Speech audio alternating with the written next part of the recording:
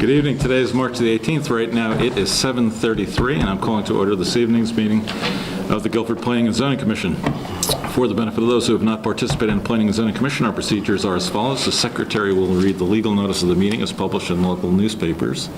The applicant will then be invited to come forward and present the case, explaining to the Commission and others present what is being requested of this property. Comments of town agencies will be read for each application if there are any.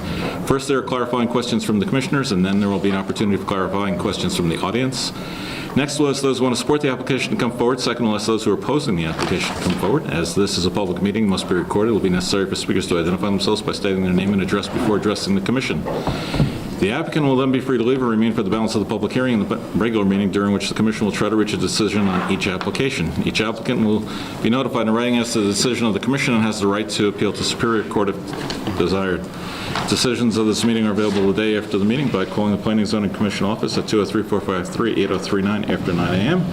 Seated tonight are the following members of the Guilford Planning and Zoning Commission. We have Walter Corbier, I'm Rich Martin, we have Tom Cost, Josh Hirschman, Richard Wallace, George Underhill, Ray Bauer, Frank DeAndrea, and Phil Johnson.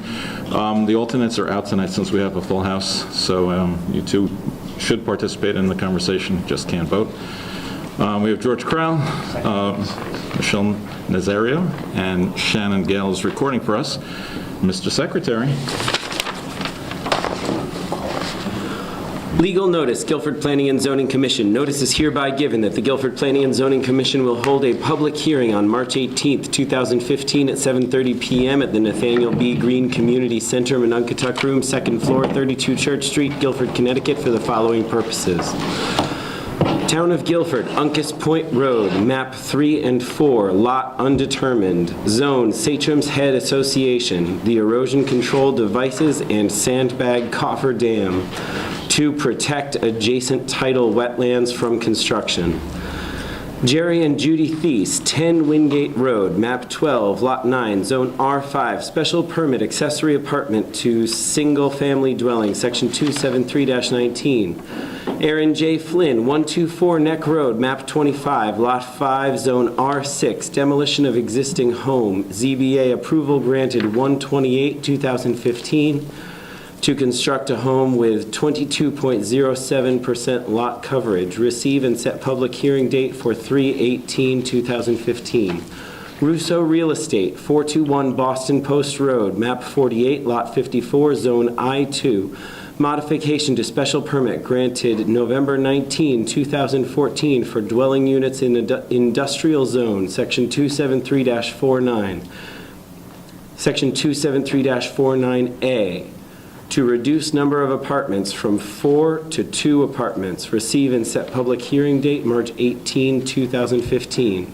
Mara Weissman, 117 Andrews Road, map 12, lot 76B, zone R5, add height and 5-foot extension to seawall.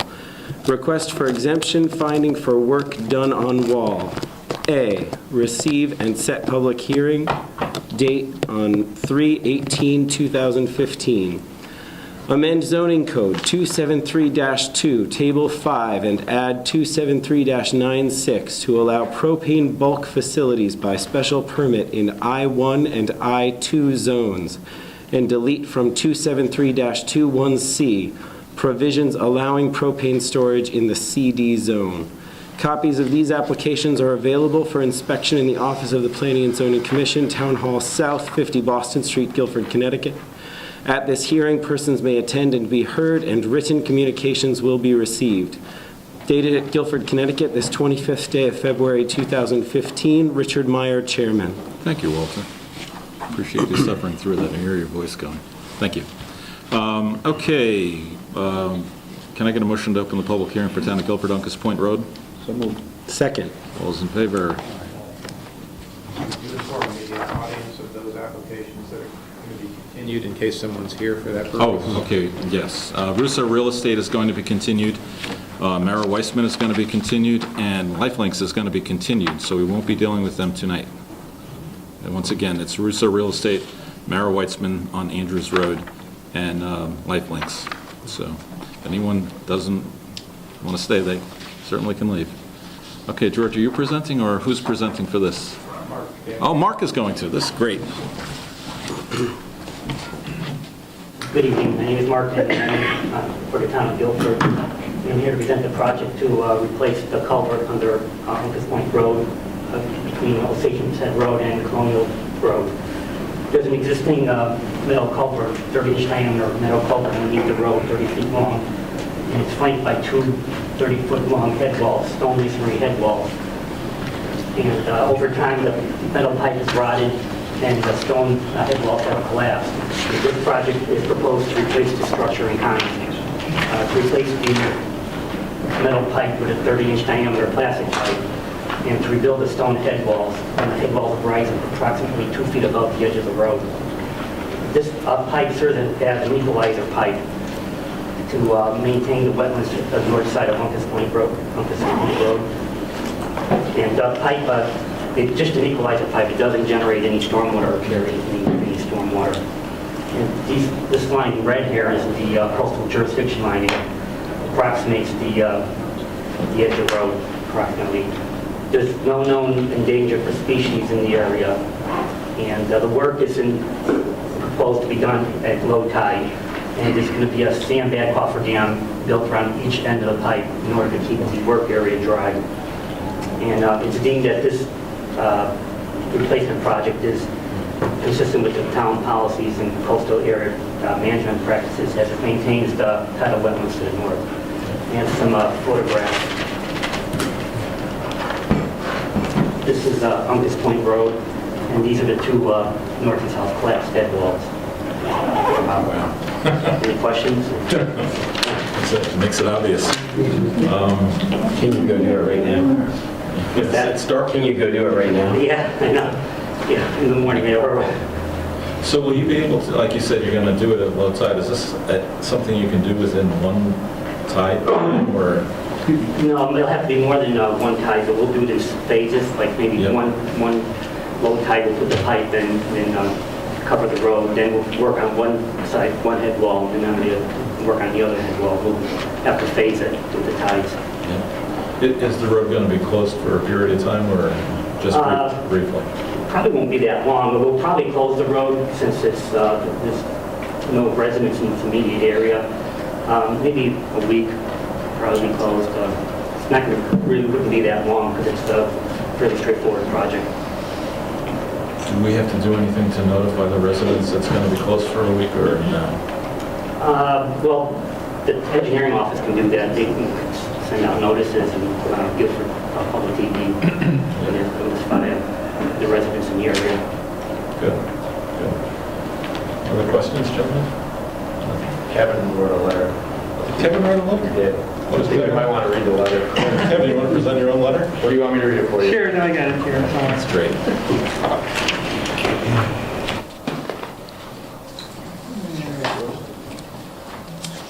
Coastal area management application, Town of Guilford, Uncas Point Road, culvert replacement. The Town of Guilford Engineering Department is proposing to replace a 30-inch metal culvert with a 30-inch plastic pipe along with the repair of an existing head wall. The repair of the culvert is intended to help preserve the existing tidal marsh on the north side of Uncas Point Road. The work has the potential to cause some siltation of the adjacent tidal marsh in Stations Head Harbor. However, with proper installation of erosion and sedimentation control methods, along with the conditions of approval from the Connecticut DEP Environmental Protection's certificate of permission, the threat would be minimized. In order to make sure that the coastal resources are protected, the Town of Guilford Zoning Enforcement Officer should be notified to inspect the sedimentation and erosion control measures prior to any site work. Soil stockpiles should be contained by silt fence or hay bales. Soil erosion and sedimentation control measures should be maintained until all site work has been completed. Nice. Mark, did you show on your site plan where the siltation and erosion stuff is going to be? Yes. We showed the sandbag cofferdam on the north side, culvert on the south side. So is it limited to sandbag cofferdams, or is there going to be some other type of siltation stuff going on? Because he says silt fencing in hay, and you've got cofferdams. Well, I guess we could make either, I could talk with Kevin, could make either or, work with the silt fencing or the sandbags. So you two will work it out? Yeah. Okay, good. Any other questions? Well, there's one more letter that. Another letter? This is great. This is from Goucher. John. Yeah, Kevin, to Kevin. Kevin, the above referenced proposal to replace an existing culvert under Uncas Point Road will primarily be reviewed by our permitting and enforcement staff since most of the work requires state authorization. As a result, the planning office has no comments for the Planning and Zoning Commission's consideration. To date, this office has not yet received a permit application regarding this project. Please let me know if you have any questions or if you need any additional information. John Gauscher, Office of Long Island Sound Programs.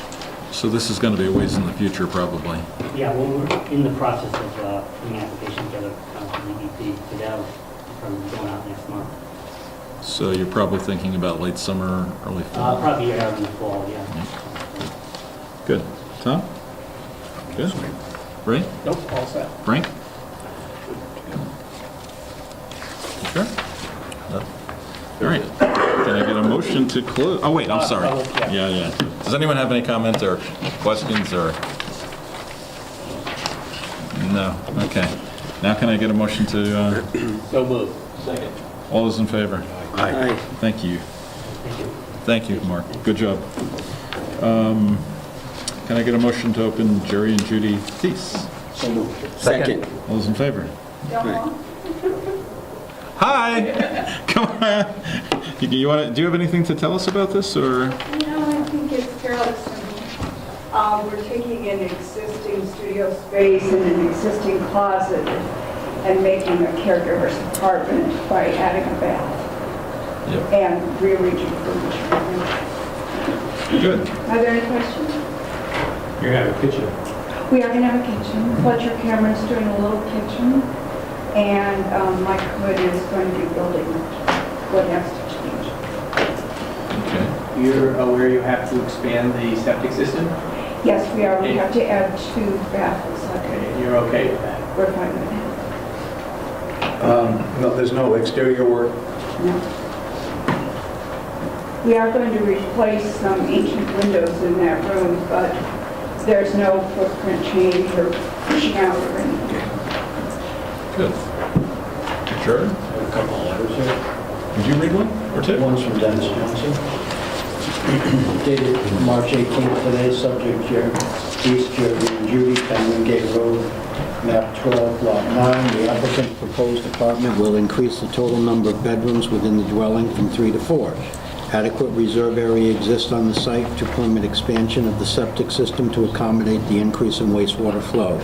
It is recommended the applicant's proposed use be approved with the following condition. The septic system serving the house shall be enlarged to accommodate the apartment addition. Cool. You want to read, is this other one related? Yes, this other one is. You want to read the other one? One from neighbor Guido Petra of 3 Wingate Road to George Kroll, dated March 10th. Dear Mr. Kroll, I'm writing this letter in support of Judy and Jerry Thies' special permit application to convert their existing studio into a caregiver's apartment. We probably want to do the last one because it's going to be. I was going to say, There is a letter. yeah, would you like us to read this letter in, or are you comfortable with what? I'm comfortable. Okay. Well, good. You did real nice. Anyone have any other questions? I'm not used to you over here. I'm used to... You have to scrumble. All right. Anyone have any questions, comments? Anything? No? Can I get a motion to close the public hearing for... So moved. Second. All those in favor? Okay, we're going to skip Russo. You continue Russo here into Yeah. April 1st. So moved. Second. All those in favor? Aaron Flynn, 124 Neck Road. Can I get a motion to open? So moved. Second. All those in favor? Aye. Aaron Flynn. Aha.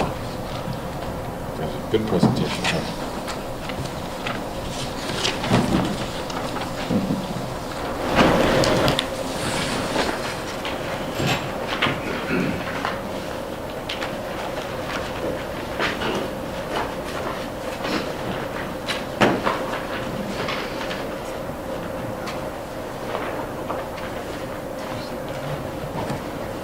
Sorry here. For the record, I'm Thomas A. Stevens. I'm a professional engineer and land surveyor. My office is 141 Durham Road in Madison. I'm here on behalf of Aaron Flynn, who's here with his wife Tanya this evening to present the application for 124 Neck Road, the coastal site plan.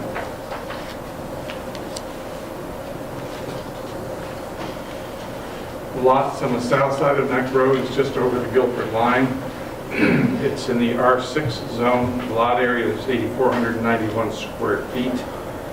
The state of Connecticut issued a certificate of permission to replace and repair a seawall and a groin at the water's edge, which is to the bottom of the plan.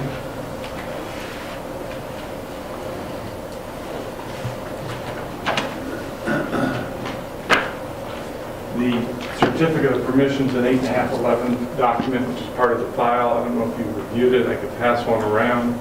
I'll try to give you the short story. The existing terraced area out here has been undermined, so the supporting fill is washed away. The terrace is to be removed. That seaward face would be replaced with surge stone bedding and a riprap protection on the top. There's a 58-foot groin that is in disrepair. 18 feet of the seaward end would be removed. The inland 40 linear feet would be replaced. The 105 linear foot retaining wall, which is going to be replaced in place with a new wall. The work will be protected by a turbidity curtain, which won't be removed until everything's stabilized. That was the COP that was approved by the DEP November 6th of last year.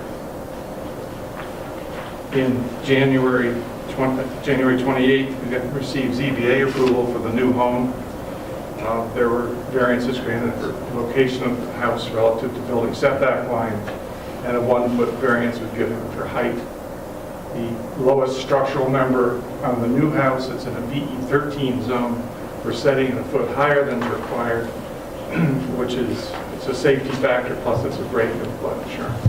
So the lowest structural member is to be elevation 14. Kevin McGee sent me an email February 3rd where he requested that the area between the house and the street be paved. We're proposing pervious pavers. There's stormwater galleries to take the first inch of rainfall on the house's roof. Kevin requested that we design and install those to H20 standards. We've noted so on the plan. First rendition of the coastal site plan application, I had not included the COP items in the application. Kevin suggested that I wrap the state's work as well as just the house site into the application. So as amended, as presented this evening, the application is to incorporate the items in the COP. John Goucher had an email March 5th, which if you don't have it in the record, I can submit a copy. We have it. Yes, we do. Thank you. Would you like me to read it? Please. Okay. This was dated March 5th regarding 124 Neck Road, and it was addressed to Kevin. I received additional information regarding the proposed pile foundation and site elevations from Stevens and Associates. We have reviewed the supplemental information in addition to the original application materials for consistency with the Connecticut Coastal Management Act policies and have no comments for the Planning and Zoning Commission. I did suggest to Mr. Stevens that adding the elevation of the lowest structural supporting member to the plans would make it much easier for the town floodplain manager and building department to verify elevation compliance with the newly revised state building code. Please let me know if you have any questions or if you need any additional information. John Goucher, Office of the Long Island Sound Protest. Thank you. Tom, do you want to circulate the plan? They don't have it in their package there. The COP? For this one? Yeah, the detail of the retaining wall there, or the stone revetment. Yeah.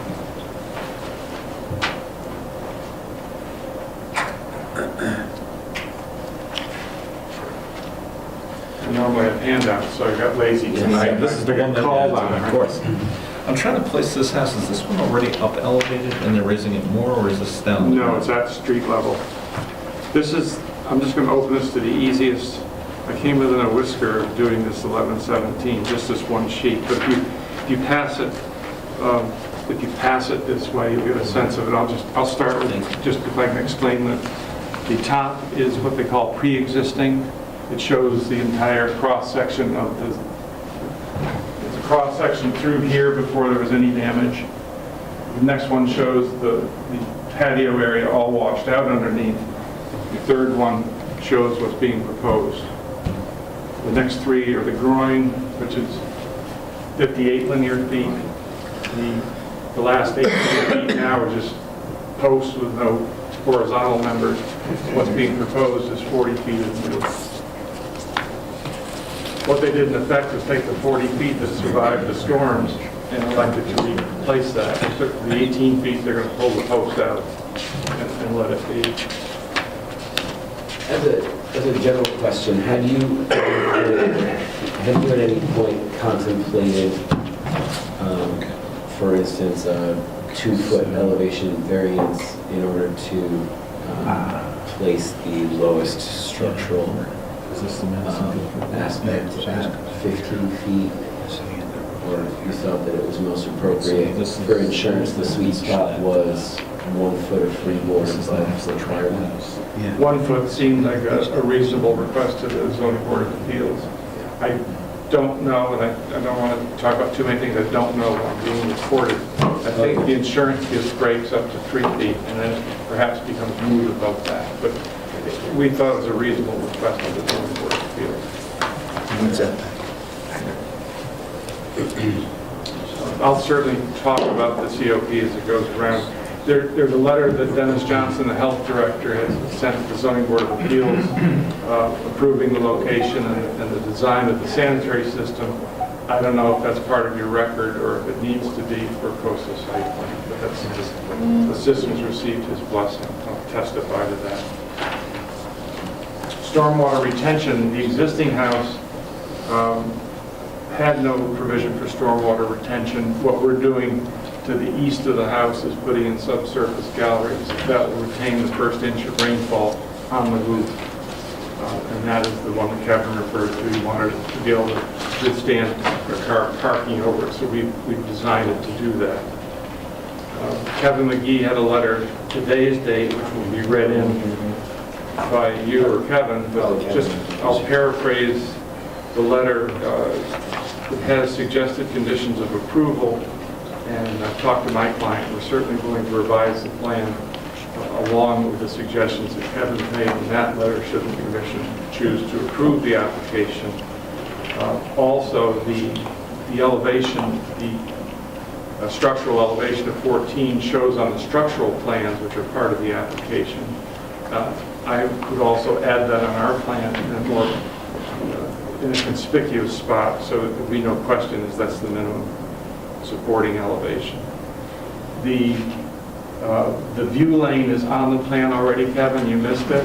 I'll pop that out a little bit so it'll be more obvious, but it is the right-hand side yard, which is the view lane, and it refers to note 10, which quotes the section in the zoning regulations that requires that view lane. So the S&E notification to the town, hay bales around the proposed stockpile area, backed up with construction fence. The view lane we just talked about, the septic system is to be protected, be overlaid with geotextile fabric. We've done that before. I think we did it on McManus's application on Seaview. It's a common practice in the coastal area. The coastal resources that are mentioned in the CAM application are basically the beach, which is surrounding the property on three sides, and Long Island Sound itself, the high tide line.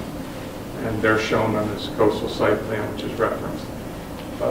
I have elevations of the house. I have structural plans. I don't know if you want to go beyond the plan view of the proposed house.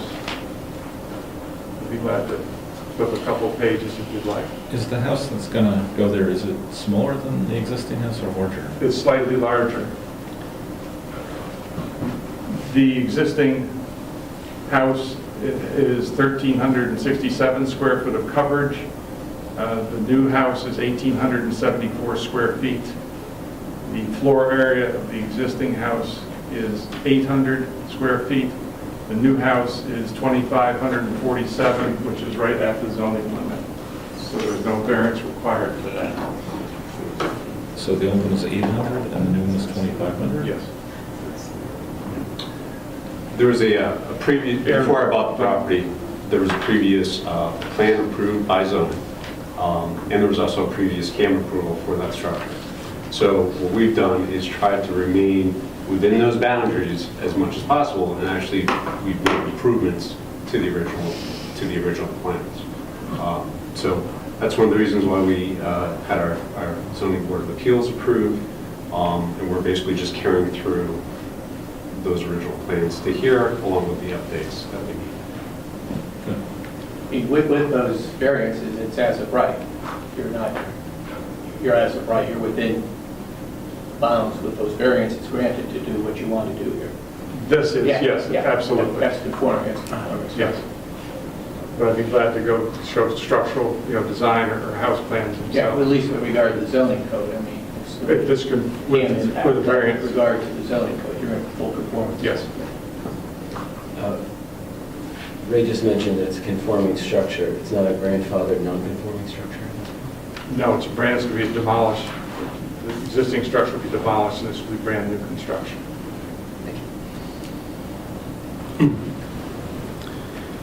Any other questions? And Walter, to your point of freeboarding, Yeah.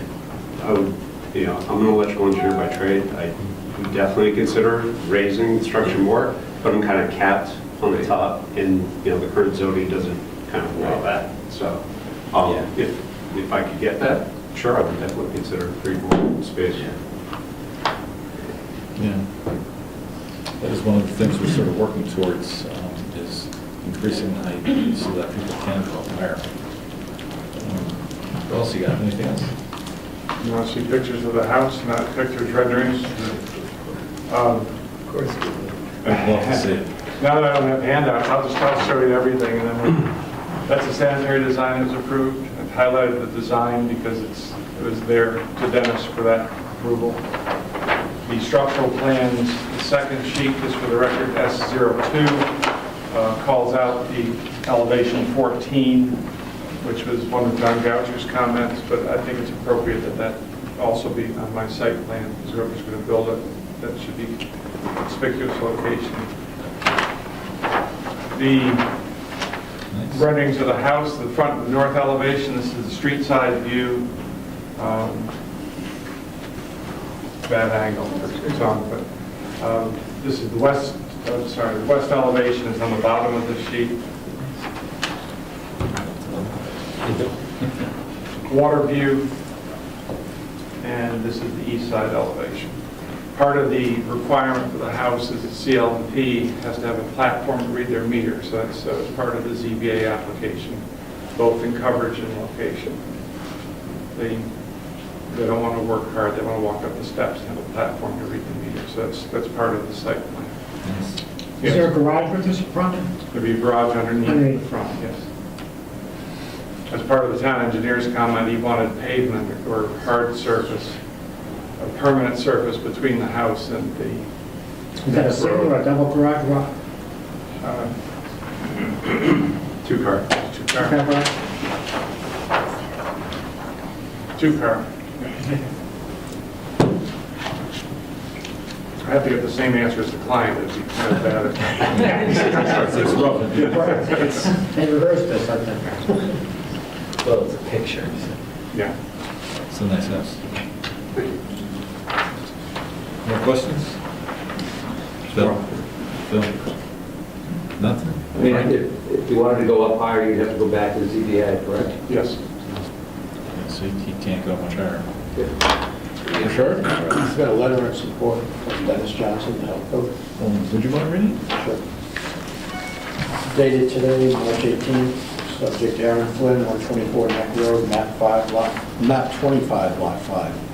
Soil testing conducted on the applicant's property reveals suitable conditions for construction of a septic system to serve a proposed 4-bedroom house. Based on soil test results and site plan review, it is recommended that the applicant's proposed use be approved with the following condition.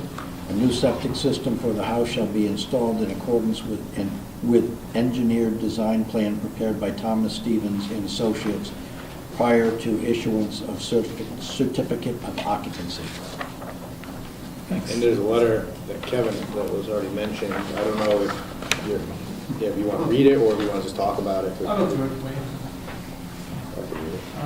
Coastal Area Management Review, Aaron Flynn, 124 Neck Road, Guilford, Connecticut. The information provided indicates that the existing house will be removed and a new 4-bedroom house, driveway, septic system, and stormwater system will be installed. The driveway is proposed to be constructed utilizing pervious pavers.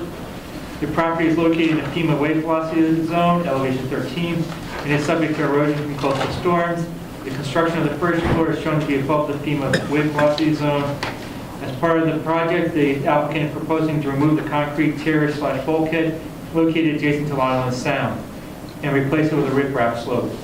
The construction of the riprap slope is less harsh on the coastal resources than the concrete bulkhead and provides a uniform shoreline structure with the adjacent properties. The applicant has received certificate of permission from the Connecticut Department of Energy and Environmental Protection for the reconstruction of the erosion control structure. However, it requires approval from the Planning and Zoning Commission. In order to make sure that the coastal resources are protected, I recommend the following conditions of approval. 1, the Town of Guilford zoning officer should be notified to inspect the sedimentation erosion control measures prior to the demolition or site regrading. Soil stockpiles should be contained by hay bales. Soil erosion and sedimentation control measures should be backed by earnest construction fencing and maintained until vegetation established for suitable material satisfactory to the zoning enforcement officer. 2, we can skip that. I actually did look on the plan and did see the notes there. And we'll make 3, number 2 here. The septic system to be protected by geotextile fabric anchored in accordance to manufacturer's specifications. That's it? I had a question on the utilities. Is it on a public water supply? Number Yes. 1? Yes, that is. Number 2, are the wirings and all the attachments to that underground? The water's underground and the electric comes from a telephone pole. Of course, it's outdoors. It's outdoor. All the houses are connected to outside lines. Have you had any damage from storms along that, on the wiring and that sort of thing? I didn't own it at the time. I would be misspeaking. I have noticed that they put new telephone poles in to the old, next to the old ones to support and start to move them. And that's the which is the same way? Yeah. And applicant doesn't have any concerns about these 3 conditions from Kevin? We do not. We discussed it prior to the meeting. Cool. More questions? Tom? Josh? Any of the audience have any questions or comments or input? No? Victor? I have a question. I think I'm familiar with this property. That concrete sidewalk, so to speak, is all undermined in there. They're going to rip that out completely and put riprap in there? They're going to put riprap, they're going to do surge stone for a base and then cover that with riprap. How far is that going to reach in relationship to the septic system? Because that's going to be sloped. That's going to be slow. Right now, it's a 90-degree cut. Correct. So when you remove that and you slope it, you're going to be eating more into that property, I would assume, with the riprap, correct? Yes. How far is that going to be from the septic? That'll eat in 5 or 6 feet. We're going to have to do an as-built once the stone's been placed to see if the septic has to be shifted landward. And there's no concern about that being septic, being washed out with storm or any other protection for the septic system? No, the new construction is going to be at elevation 5.4. That will remain as what the old terraced area was. That will remain at 5.4 and be backfilled, and the septic will have fabric put over the top of it. So if something starts to wash, the fabric will appear before the septic's actually uncovered. Okay, because during these storms, we've had experience where the whole septic's been completely washed out. Right. And have to be put back in. I just wondered if there's any safeguards concerning that. My other question is that, has this already gone through zoning board of appeals? Yes, it has. That was January 28th. And because the original structure was a non-conforming structure, correct? Correct. Okay, so he's making that non-conforming structure bigger, correct? No, he's totally demolishing the non-conforming. Yeah, but as far as the footprint is concerned, the size of the building is bigger than the original structure that was there. Yes, And ZBA had no problem with that. that's correct. They approved all those variances. What's not apparent here, and I think it was made clear by the applicant, there was a zoning, there was a site plan approved, I think in 2007. Correct. With a house equivalent to this size, slightly larger actually. This is more conforming than that approved house. So we're going from the existing house that's to be demolished, the thing that was, the house that was approved in 2007 is no longer on the table. We did compare that with this current house to ZBA just to show that we were within, had already been approved for that lot. And going to elevation 14, bottom of first floor, it's not going to be above the zoning requirement, height requirement? It's above by 1 foot, and we got that variance. You got it? Yes. Is that it, Victor? Any other questions? Comments? All right, can I get a motion to close the public hearing? All those in favor? Okay, thank you. Can I get a motion to table marijuana? So moved. Second. Continue to when? To April the 15th? Yep. So moved. Second. All those in favor? Aye. Aye. Same thing on lifelinks. We want to get a motion to table it to... Second. All those in favor? Aye. Okay, can I get a motion to open the public hearing on amending zoning code 273-2, which is the propane issue? I'm going to refuse myself. Yes, sir.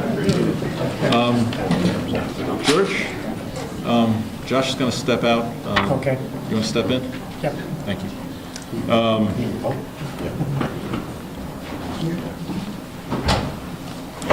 First one, no voting.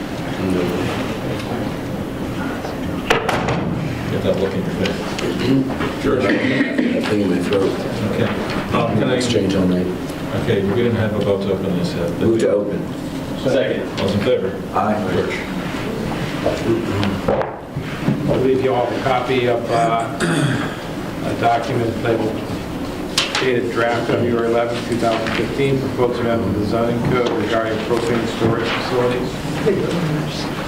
This is a project that the planning committee has been working on for some time at your direction to see if we could develop a more comprehensive and careful and thoughtful way of regulating the storage of bulk propane. The committee has drafted this proposed language, which I will review for you. Thank you. The first part is to create a new use in the zoning code. The use is called propane bulk facility, and this would be added to the definitions or word usage section of the zoning code. A propane bulk facility is any facility where the primary function is to store LP gas prior to further distribution, where LP gas is received by cargo tank motor vehicle, railroad tank car, or pipeline and distributed by portable container, parentheses, package, delivery, by cargo tank motor vehicle, or through gas piping. So we create a new use called the propane bulk facility. This proposal amends Table 5 by allowing such propane bulk facilities by special permit in I-1 and I-2 zones, subject to further regulation, which is described in Section 273-96, which is the next section of the proposal in front of you. Propane bulk facilities will be allowed in accordance with this section and in accordance with Article 10, which is the general section that deals with special permit uses. Again, by special permit in the I-1 and I-2 zone. The more specific text and standards regarding those facilities as described below. The purpose of this regulation, the storage and distribution of propane has the potential to be hazardous and to have an adverse impact on residential areas. For this reason, the establishment of such uses are allowed only by special permit, and such facilities shall meet the following additional standards. Any tank over 1,000 gallons must be buried or mounded in accordance with best engineering practices. No such facility shall be established on a lot less than 4 acres in size. All tanks must be set back a minimum of 100 feet from any property line, and any point of transfer of propane from a tank to a vehicle must be at least 150 feet from any property line. No such facility shall be established except where a traffic study has been performed, demonstrating that the transport of gas to and from the facility will be unlikely to create an undue hazard, and that the adjacent roads are adequate to accommodate said traffic. No such facility shall contain more than 30,000 gallons of total bulk storage. No such facility shall be located within an AE or VE zone or equivalent zone as defined by FEMA, FIRM maps. All tanks in the vehicle parking area shall be screened from adjacent properties. And 8, all activities associated with such facilities shall conform with 273-45B of this code. 273-45B, which I don't think you have in front of you, is a section of the zoning code called Performance Standards for Non-Residential Uses. And B reads, odors, gases, and fumes. No offensive odors or noxious, toxic, or corrosive fumes or gases shall be emitted into the air. That completes the proposal with regard specifically to propane bulk facilities and the regulation thereof. The Planning Committee also is including a further proposal to amend the zoning code, which is to delete from 273-21C, which is the CD zone regulation, as you know, the language. In addition, the bulk storage and retail sale of propane on parcels of land containing less than 4 acres in area located west of Westlake Avenue and south of US Route 1 in the CD zone is permitted by special permit.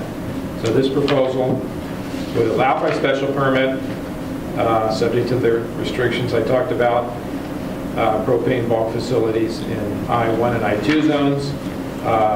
This proposal also deletes the provision in your current regulation which allows bulk storage and retail sale of propane in certain CD zones, as I just mentioned. Thanks, George. That's the proposal before you. This is the first public hearing on this application, so you do need to continue this beyond this evening. Of course, of course. So, to discuss this briefly, this addresses the issue of safety, and this makes it a little bit safer for the folks that live around it in terms of setting it back from the property lines a little bit more, and also limiting the total amount of volume of gallons of propane. We keep on coming back to this, and I'm sorry, we keep on coming back to this, but my concern is, of course, for the safety of the people that live in this town. That's what we're here for. And so, I'm sorry to keep bringing this up, but I never want to not be as thorough as I can be in protecting people's safety. Do you guys have any comments on this? Just assuming somebody could get the special permit, how many properties in the I-1, I-2 zone would support a facility like this to meet requirements of 27396? I mean, there are properties, right, that would...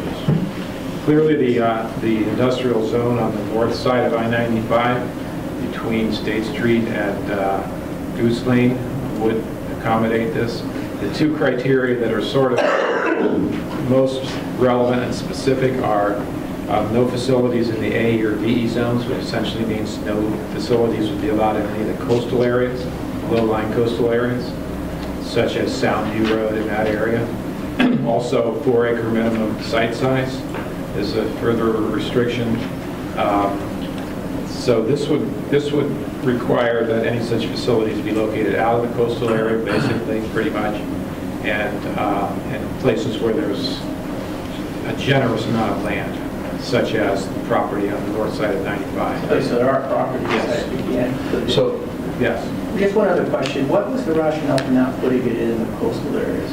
I mean, I get it with gasoline or oil. If you get a leak, you're going to have a disaster. But given this is a leak, you get the gas. Do you think the tank would get washed away, maybe? Well, I don't know. That's what I'm asking, because you could bolt it down and put it on a concrete pad or something. So I'm just wondering what's the rationale for that. Like I said, I get it for oil, gasoline, and liquids, but I'm just not sure by it. Something that is released as a gas. I think that it's not a water pollution concern, for the reasons that you just stated. I think it has more to do with access during emergencies, such as flooding emergencies and similar events, that the fear that there will be inadequate access during flooding emergencies to these facilities. And I think that's the primary concern. DEP, I know, and perhaps Kevin can probably elaborate on this even more, the DEP is working on new standards or creating standards for these types of facilities. But today, they are proscribed, I think would be the fairest way of saying, in the coastal area, given coastal management standards, notwithstanding the fact that we heard testimony, as you remember, on River Street, that from a coastal management point of view, at least with respect to the pollution potential, the water pollution potential, gas is preferable to oil or liquid fuel storage. So it's not a clear-cut situation. How many 30,000-gallon tanks can you put on a 4-acre lot? Well, under this regulation, you go to one. Just one. How many could you, 30,000 is the limit. right, how many could you actually fit on a 4-acre lot? That I couldn't say. But Can you have a smaller tank and a smaller lot? no, under this proposal, you have to have at least 4 acres in order to have a bulk okay, storage so that's facility. Now, this is different. not, keep in mind that this, and this is something that the committee discussed quite a bit, this is not a propane storage facility which is accessory to some other use, like one that you might have in your home. This is bulk storage as defined by this definition. That is to say, a facility whose primary function is to store gas prior to further distribution. This doesn't regulate propane storage that's for your use or for industrial commercial use. This is only for bulk storage facilities as defined herein. So you could, in theory, have a 30,000-gallon propane tank in your yard. And unlikely that you would want that much, but in theory, you could have it. Or if there's an industrial use somewhere, they could have a large propane tank that provides fuel for their own purposes, heating and whatever. This only deals with this new use called a propane bulk facility. But they can use it for retail purposes, is that Or a correct? retail store, any type. I mean, that 30,000-gallon tank, can people go have their fuel from there? I mean, like for the grill or something? I suppose you could also do retail sale associated with a bulk Yeah. storage facility? Yes, I'd say you could. If the that brings up- zoning permitted that. Now, that's not usually the way these work. Okay. Like the facilities in Guilford, as you know, or the two that are down on Soundview, they don't sell retail at that premises. They transport it from there to their retail facility in the case of Hocon, which is up on Route 1. And so they typically have smaller storage than 30,000 gallons. I think, I have some knowledge in this, and I think it's a practical matter. People that are doing bulk storage and selling wholesale do not want that the area around any tank is sort of sacred, and they don't want anybody but employees there, Correct. period, and they don't want customers inside the yard, period. So it's not likely that anybody's going to want to sell propane from it. Yeah, I think that's correct. And Ray, in regards to the tank in the flood area, I go walking all the time on the linear trail in Branford, and during the hurricane, there were the ruins of this big barge. I don't even know what it was used for, but it was probably 75 to 100 feet long and 50 feet wide. And it was in the marsh, but during the hurricane, it came up with the water and came across the trail, and someone had to go there with a chainsaw and cut it up. But I'm thinking that in a flood situation where, it's really turbulent, boats or anything could wash into that tank and smack it hard enough that it possibly could. That's right, if it's not fenced in or something, or protected. Even fenced in, like, this was a big thing, probably 10 times the size of this room, and it was moving, and I don't know what would stop it if it wanted to go. So that would be one thing. George, would the industrial properties around Soundview, other than the Soundview property that you were mentioning, would those also meet these criteria, the ones that are over 4 acres? Some of them are over 4 acres. I think the governing criteria would be no facility be located within A, E, or VE zones. So I'm not sure what the exact boundaries of those A and V zones are, but They go right probably to the go way track. up, yeah.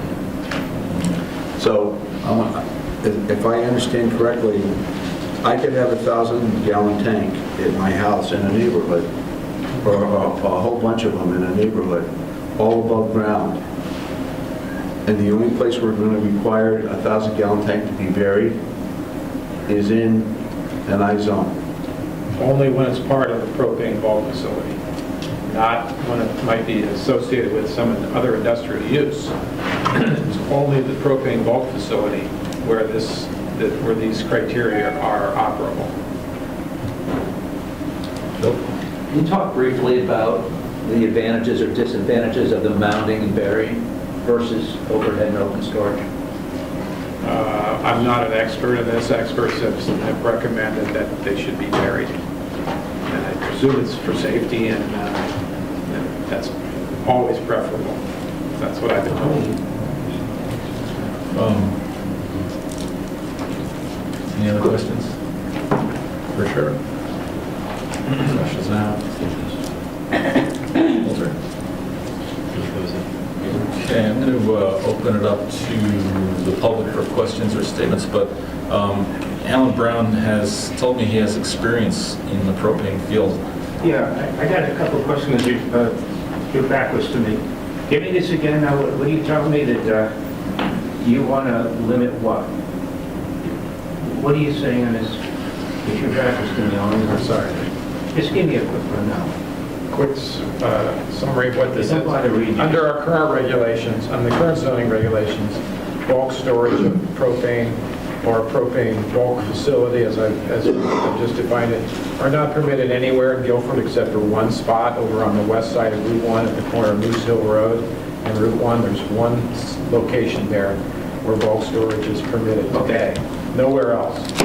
What this regulation would do is allow bulk storage of propane, that is to say, propane bulk facility, as I defined it here, would allow it by special permit in I-1 and I-2 zones, subject to these rules that I've been just talking about. Which is Would not, but it would eliminate the provision that currently allows what we call propane bulk storage and retail sale of propane in the CD zone over on the west side. It would eliminate that provision. What's 1 and 2 at this point? All the industrial zones in Guilford. Where are they? Would be allowed. Would be allowed by special permit, subject to these rules. Okay? Or these restrictions. Any comments? Yeah. Well, I'm going to talk about it when he's through. Well, this is your opportunity to talk. Okay. Right now. Okay. My name is Alan Brown. I'm 99 Trolley Road, Guilford. I came tonight to talk to you about propane in our town. I've been here 15 years, but bulk propane. I think that we should make an amendment to limit propane anywhere in the town of Guilford where the locations are specified, mostly industrial, and I don't want to see it residential, and anywhere where there's businesses or houses. They should be off the road and a ways back. But number one, I don't want it to see, I want it to be a limitation of 20,000 gallons for any station for storage anywhere in the town of Guilford. 60,000 gallons of propane is very dangerous, very dangerous. If you look the other night, a couple of nights ago on TV, natural gas traveled across the road and went in a person's garage and it's selling. If you saw that, I don't think there was a piece of wood bigger than a foot square that hit the ground. That isn't 60,000 gallons. 60,000 gallons would be like a bomb hitting, a real big bomb. We do not need anything bigger than 20,000 gallons in this town, anywhere. Most of your towns are fighting this right now, or at least debating it. Portland just passed it last year, 20,000 gallons max. Madison has 20,000, and I think it's Madison, and Branford has 10, limiting it. I think we should have a limitation on that. We should have it no larger than that. It is, propane is, I'm just going to give you a quick rundown. First of all, I owned a store. I didn't sell bulk. I sold it to the people who came in and wanted their 20 gallons or 100-gallon tanks filled. I would fill them for them. So I did it for 30 years. There's a lot of rules that need to be changed on it. And let me go back to this one here. Propane is probably the most dangerous thing in fuels that we have. Gasoline, you can spread on the floor and you can watch it travel. When that propane is going across the floor and it hits a spark, it's over. There is no more time. It's instant. You're gone, okay? So it is a very, very dangerous thing. 60,000 gallons is totally ridiculous. 30,000 gallons in somebody's yard would be ridiculous. The point being that it's just not good for our town. I don't believe it is. And I hope we can pass an amendment to limit it like the other towns are doing. Any town that's responsible is already addressing this. We should have addressed it years ago. Of course, you know, we maybe didn't think of it, it didn't come up or whatever, but we should never have that. Whatever's there now is there. We can't do much about it, but we can stop anything in the future from happening. And on Route 1, seriously, you do not want to see that on Route 1. If you get that leak, it's over. Okay? Now, your biggest propane dealer probably in this country is the company down in Texas, Blue Rhino. Did you see what happened 2 years ago? They had tanks going 50 feet in the air. They're only 20-pound fillers, and they were probably most of them empty. They were blowing 100 feet in the air. They had to evacuate for 10 miles. Do we want to evacuate for 10 miles? If there is anybody left in 10 miles with 60,000 gallons. This is something we don't need. The other one, like I just told you, was the one with the, about a week ago. Propane does not rise. Just giving you a rundown on it. It does not rise. So if it leaks, it travels across the ground to seek an area where it is ignited. And when it does, it runs right back to that thing, just like it did in that house. So it is very dangerous. Are the big tanks dangerous? Your 10,000 gallon tanks and 20,000, 30s, up to 60,000 gallons of tanks. Are they dangerous? I'm sure that the government is taking care of that. Those tanks are safe. What's dangerous? The people working around them. That's what's dangerous. That's what causes the accidents. It is not the tanks themselves, it is the people that are working around those tanks, and that's when things happen to go bad.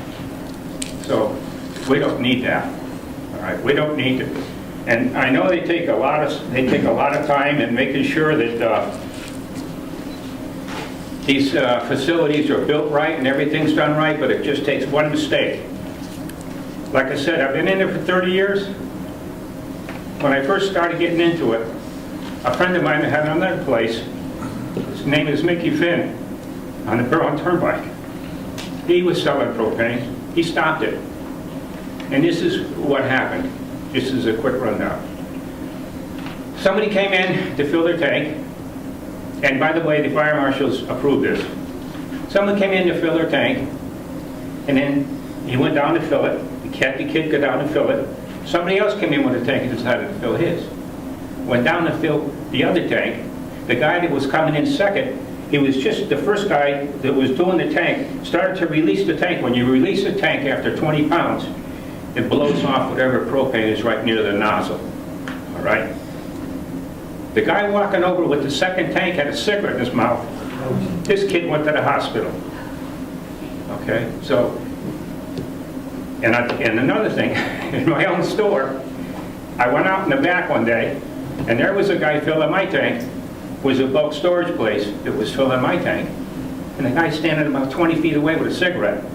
Well, back in the store, I called the guy that was filling our tanks. I don't want to see him here again. The other thing is, I would never allow anyone to take a tank from the back and come out there when somebody was filling. No one goes near that tank. And today, this happens. It happens right here on Route 1. The gate is open up there. Somebody could go in after somebody was filling the tank, and it would be all over, okay? Maybe it wouldn't blow the big tank up, but it sure as heck would hurt whoever was filling the tank, and anyone standing there. Anyway, there's a lot of things that need to be watched and taken care of. But my main point is, I don't think we need anybody bigger than 20,000 gallons of fuel in our town for our safety. That's my whole pitch. Thank you very much. Thanks, Alan. Counselor, please go. Can I ask a question? Absolutely, sir. Has the planning committee voted on this amendment? No. No. Then how is it before this commission? Is that a requirement? That's what happened in the last amendment. There was an amendment. Oh, yeah, no, Planning Counselor, committee. I was just asking you if that was a requirement. I believe that's been the practice of this commission. I'm sorry, Counselor, I was asking you if that was a requirement. I believe it is a requirement. Okay, thank you. So then what we have before us hasn't been voted on by the planning committee? Let me tell you, let me explain how this came about. The Planning Committee has met quite a few times over the last year discussing the issue of propane regulation. The Planning Committee was asked by the chairman of this commission to work on that some more. They developed the regulation that's before you today at their meeting. I have the date of the hearing here a month ago. They drafted it. We sort of drafted it collectively. There were a few kind of editorial loose ends that the committee wanted me to draft, which I did, and created the final version of the document. So by consensus, the final version of the document was put in place. It was circulated. The committee had intended to review it one more time at their subsequent meeting. In the meantime, the chairman and I submitted this proposal before you to be received and public hearing date set before the second meeting of the Planning and Zoning of the Planning Committee, at which time they were going to vote formally to approve it.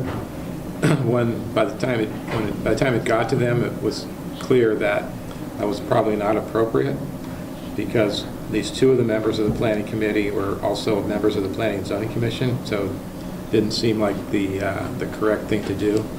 So that's where we are today. So the answer to your question is no, they've never formally voted on it. However, it was clearly the consensus, I would say 100% consensus, of all the members of the committee that this is what they wanted to propose, in my opinion. George, is it a requirement that the Planning Committee vote on something before it's received by the Planning and Zoning Commission? No. Thank you. I think it's inappropriate for this commission to task the planning committee to draft something and then take it from them before they formally voted on it to submit it to this commission. Right, but it's not a requirement that they vote. I still think it's inappropriate. A second ago, you represented that it's a requirement, or that you believe it's a requirement. Do you still believe that? I'll defer to Mr. Crowell, but I still think that was the procedure that was followed with the last amendment. The committee was tasked to draft a new amendment. They never voted on it, and yet it was before they finalized their actions It was now added to the agenda before this commission. I mean, I think... I don't think that's appropriate. At least that should have been disclosed at the time we received it, because what you received is a completed application, or what I had assumed was something that was a complete amendment that the committee had voted on and approved to move forward, which has been the practice in the past. So, I mean, if I had known that, I wouldn't have sent it out, personally voted to go out for public hearing yet until they had the opportunity to formally approve it and then move it to here. Again, I'm not saying anything about the substance of this, okay? For the most part, I think I agree with it.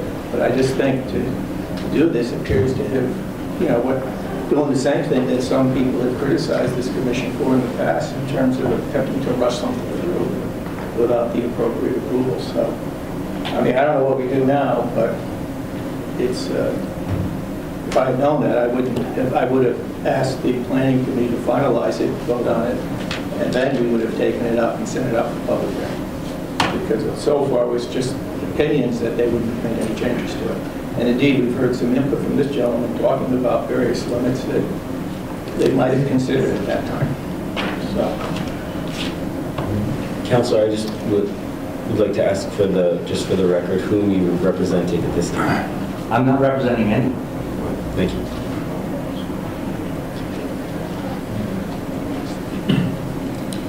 Okay.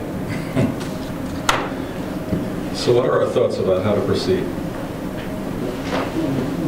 well, I mean, is there a problem getting the planning committee to formally sign off on it and then present it here and send it out for public hearing? Yeah, no problem with it, but I just think since they were asked to come up with the regulation, and the regulation should be the final one that we sent out, it doesn't sound like it was, there could potentially be additional changes that they're going to have to it, I don't know. I mean, they never voted on sending it to this commission to review and then send out for public hearing. Any members of the public? I think we're in public hearing at this point, right? Yeah, we are. Yeah. Any members of the public have an opinion about sending it back to the planning committee to reconsider and delay until, what kind of time frame do you think you're talking about, Greg? As soon as possible, I would say. Oh, no, I mean like the time frame in terms of like meetings. The planning committee? I don't know, at their next meeting, whatever they could put it on their agenda. I mean, it's an important, everybody agrees this is something important. It has been controversial, I know that, but it's important that the town come down one way or the other, so going forward, people who may want to propose a facility like this know what the game rules are and what to do. So I think I would ask the planning committee to take that up at their next meeting. So what about, if it's not a requirement, but our past practice has been, they probably have time for another meeting before our next meeting. Yes. So what if we receive public comment tonight and then wait for them to finalize what they give us and then vote on it as a package? The only problem is that you're asking people to comment on something that may not be final.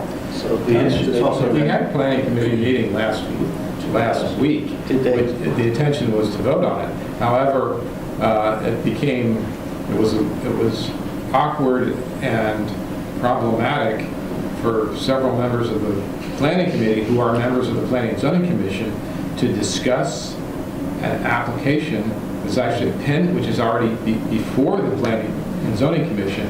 And so it was my advice that they shouldn't have a vote. In fact, we shouldn't even be discussing the proposed amendment because it was already before the Planning and Zoning Commission. Yes, So I didn't anticipate that difficulty.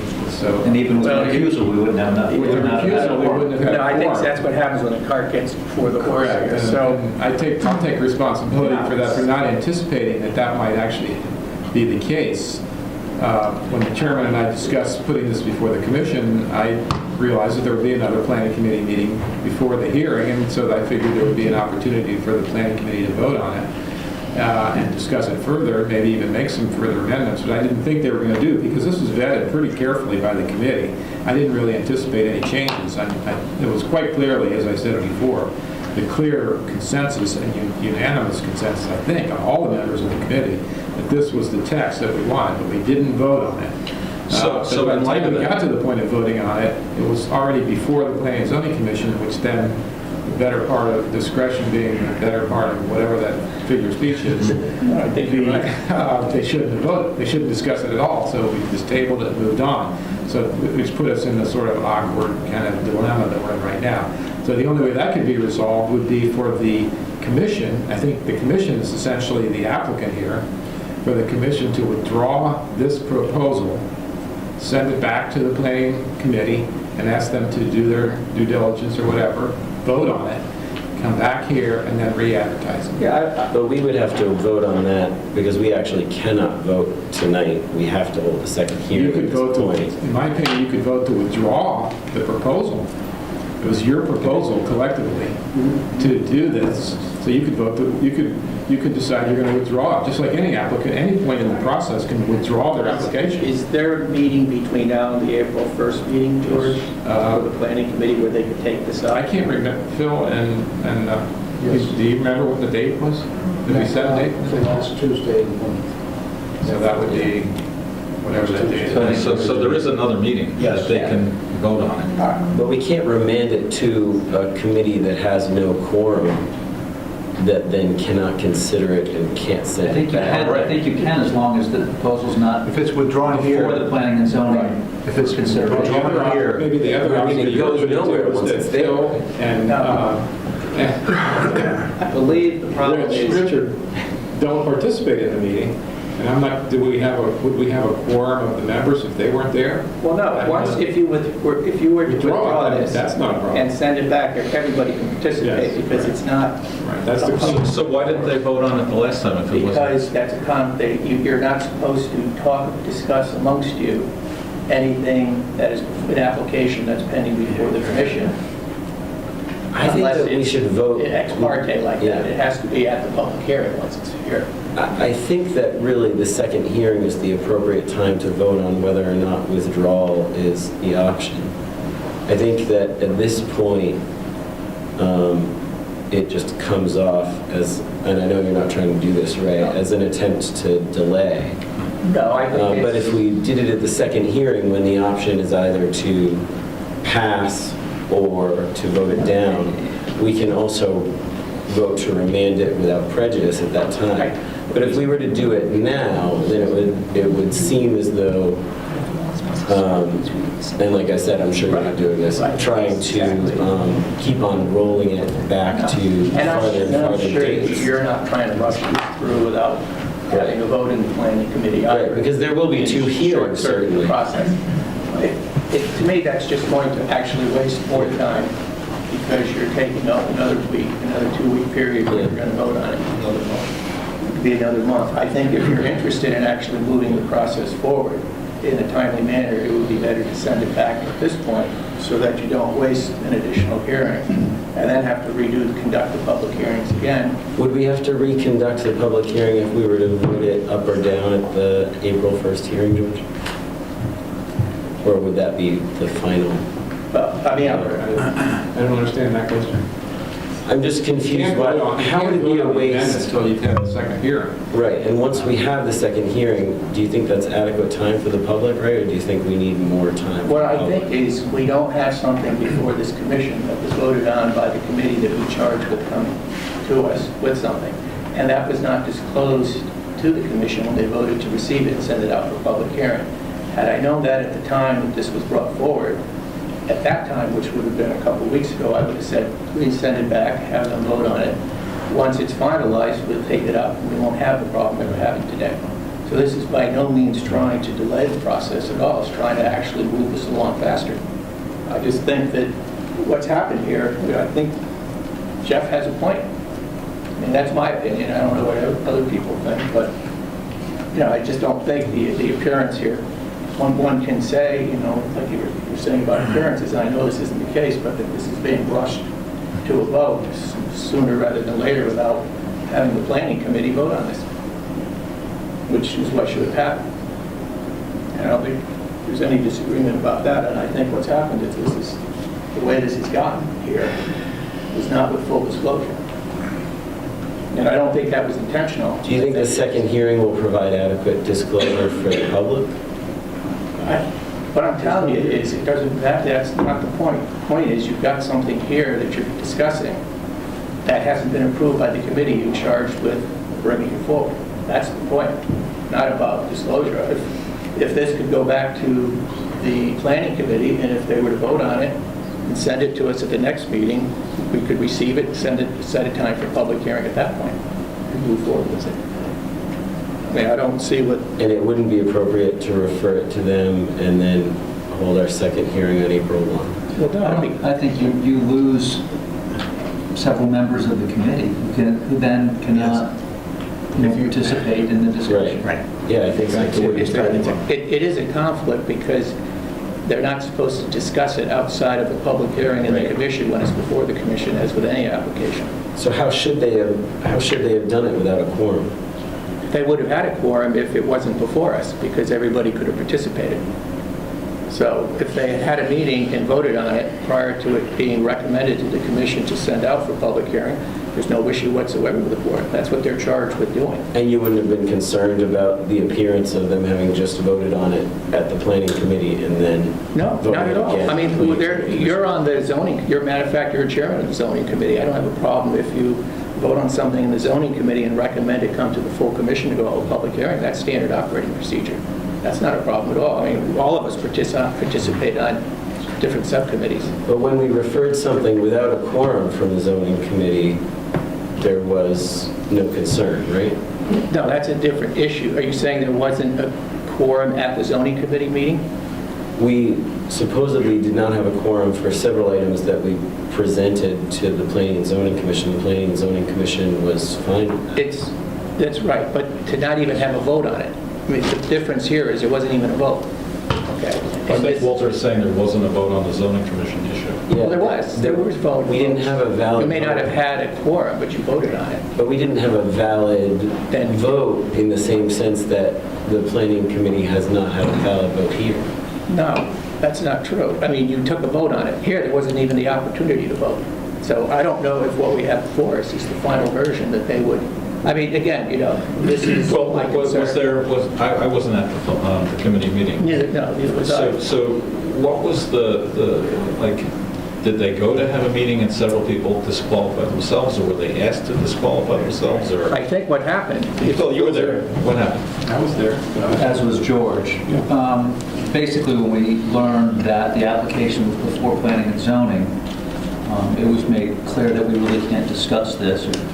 Richard and I, being two of the four people that were there as a quorum, couldn't participate. Then with our withdrawal, there wouldn't be a quorum, so you couldn't vote on it anyway. So the decision was made that it was already before planning and zoning. Let's see what happens when it gets there. I think it does summarize the work of the planning committee. But that being said, we didn't formally vote on it. I believe it would probably have passed. A lot of work went into it, and a lot of heartfelt discussion.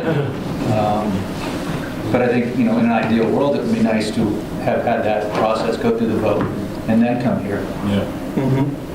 I mean, that's the way it's always has been done. So We were missing two other members. Bill and I had to recuse ourselves because, but, I mean, I imagine, if I'm not mistaken, we could continue this to the full hearing. Well, But we're supposed to have two hearings anyhow. We could go April. So the question then is, you haven't voted on it, is it okay for the Planning and Zoning Commission to move ahead to a second hearing? We can't participate then. And then you guys can't participate. Me neither. I think it should be withdrawn. I mean, you're having another meeting in what, a week? George Woods? I can't remember what date we set for the next. Last Tuesday, I think you said, of the month, That's going to right? be the normal schedule, and they can have, We could call one for 2 weeks. they can have a meeting And then it's going to come right back here after that. 24 hours. once it's approved by whatever the version is that's approved should come here and then be voted on to go out to public hearing. Yes. I think it should be withdrawn. It's the quickest, cleanest way to do it, get it done right. So how do we do that? What's the motion? Somebody makes a motion and we vote on it. Withdrawal is... Wait. Oh, yeah, We're sorry. discussing. Yeah. So what's someone make a motion, then we'll discuss it. I move we withdraw, and then it can, and we'll accept it as soon as they can bring it back after voting on it. So what you, just so I'm clear, you're saying we should withdraw it, send it back to planning committee for finalization and a vote? Right, and then we'll do And the then- 2 hearings and it'll be done, Okay, one way or the other. I'll second it. Okay, so what did you want to say? I think that withdrawal is not actually appropriate at this time. I think that withdrawal is an appropriate vote, an appropriate option for us to consider at the second hearing. I think that at the first hearing, for us to hold a vote on the disposition of this, now that we have received it, I believe that the disposition of this has to be decided at the second hearing, not at the first. And ultimately, I think that it may very well be appropriate for us to either vote it up or down or remand it back to the planning committee. But I think that has to be done at the second hearing. Otherwise, I think that we're really violating our own procedure because we're voting on something at the first public hearing. We're talking about a question of procedure here. Regulation, just voting on the procedural. It's the process, it's not the... We're talking about procedure merit here. of the... That's correct. Right. I mean, I That's think... right. The merit, though, the merits can't, because this would actually, this would kill the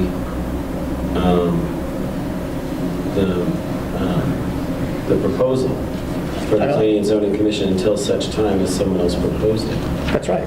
Well, that's what should have happened in the first So place. it's actually a denial without prejudice. No, that's not true, because what I think happened is this, we received an application, and not all of the members of the commission, when they voted on it, were aware that it hadn't been approved by the committee which we charged with presenting it to us. Had we known that, the vote on whether it should have been received and sent out to public hearing might have been different.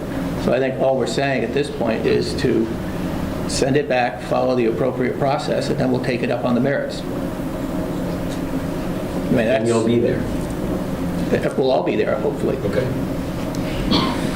Richard, you were there. What are your thoughts? I'm leaning with Ray. I mean, this is so controversial, let's make sure it's right. It's, I mean, the other thing too, it is controversial, it's important. Whatever way it goes, some people are going to be upset. I think we want to make sure that the vote is based upon the merits of it and the facts, and not have someone say at some point, well, there was a procedural error that was made with this thing to push it through, and it'll have more force if this is done the appropriate way and follows the process. That's all. Frank? There was a motion. When you're ready, you should call it. Any other discussion on your part? Bill? I think sending it back, delaying it to the next hearing just delays the process. That sooner we can send it back to the committee for full consideration and any revisions and approval, the quicker we can bring it back to the committee here. I agree with you. I actually agree. You know, as Ray said, it's going to be controversial. It's something that everyone has their hearts wrapped around. Me too. But when we do it, I want it to stick. I don't want someone to come up and say, oh, you know, it's a procedural error. What are we going to do? Can't have this. So, all right. So all those in favor of sending it back for a vote and killing it for now? So technically, are you withdrawing the... Yes. Withdrawing. Yeah, that would be... Yeah. So all those in favor of withdrawing. All those in favor of withdrawing. Ta-da. Okay. All right, so that's withdrawal. All right. Sorry for all the confusion. Okay, we are back on the regular meeting approval. Can I get an approval of the revised agenda? So move. Second. All those in favor? Aye. Okay, so we We have Mark's application for the town of Guilford. I'll read it.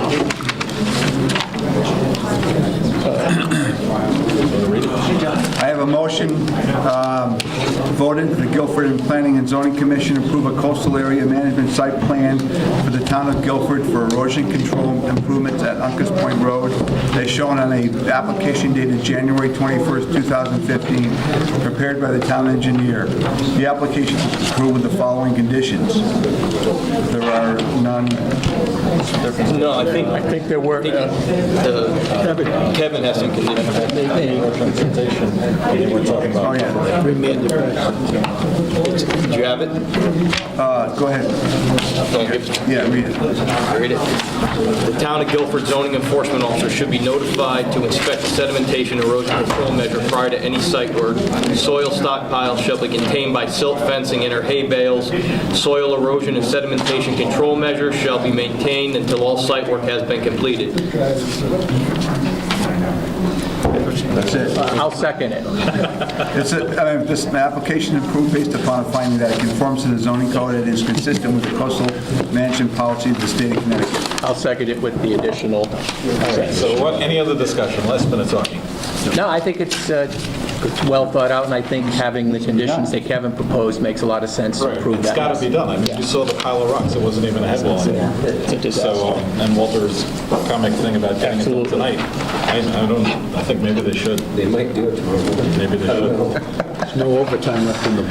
Yeah, that's true. The snow ate that up. Yeah. All right, so anything else? Right now, it's candy thing. Last minute stuff? All those in favor? Aye. Okay, that's great. I'll make a motion. Voted that the Guilford Planning and Zoning Commission approve a special permit application for an accessory apartment. Doing something wrong? No. Please. No. Oh, yeah. Okay, apartment at 10 Wingate Road, map 12, lot 9, as shown on application dated 2/10/15. This application is approved based upon a finding that it conforms with the zoning code. The special permit is effective on March 27, 2015, and upon filing with the town clerk. Second.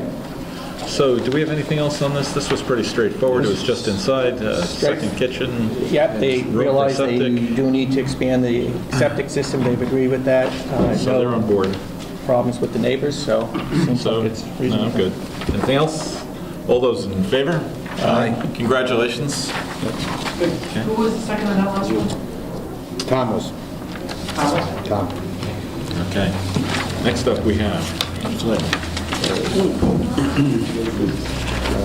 Okay, voted that the Guilford Planning and Zoning Commission approve a coastal area management application for Aaron Flynn for demolition and construction of a new residence at 124 Neck Road, map 25, lot 5, as shown on an application dated December 15, 2015, revised 2/26/15, and coastal site plan prepared for Aaron J. Flynn dated 12/15/14, revised 1/30/15 by Thomas A. Stevens and Associates.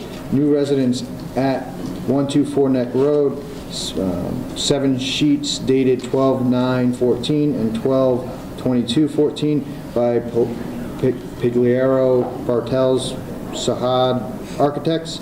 This application is approved with, I believe, 2 conditions. The first is the town of Guilford zoning enforcement officer should be notified to inspect the sedimentation and erosion control measures prior to any demolition or site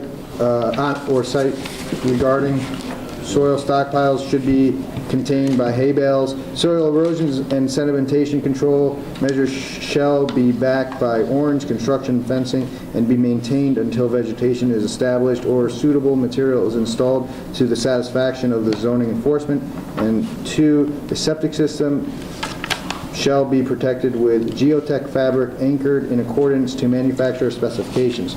This application is approved based upon a finding that it conforms to the zoning code and is consistent with the coastal management policies of the state of Connecticut.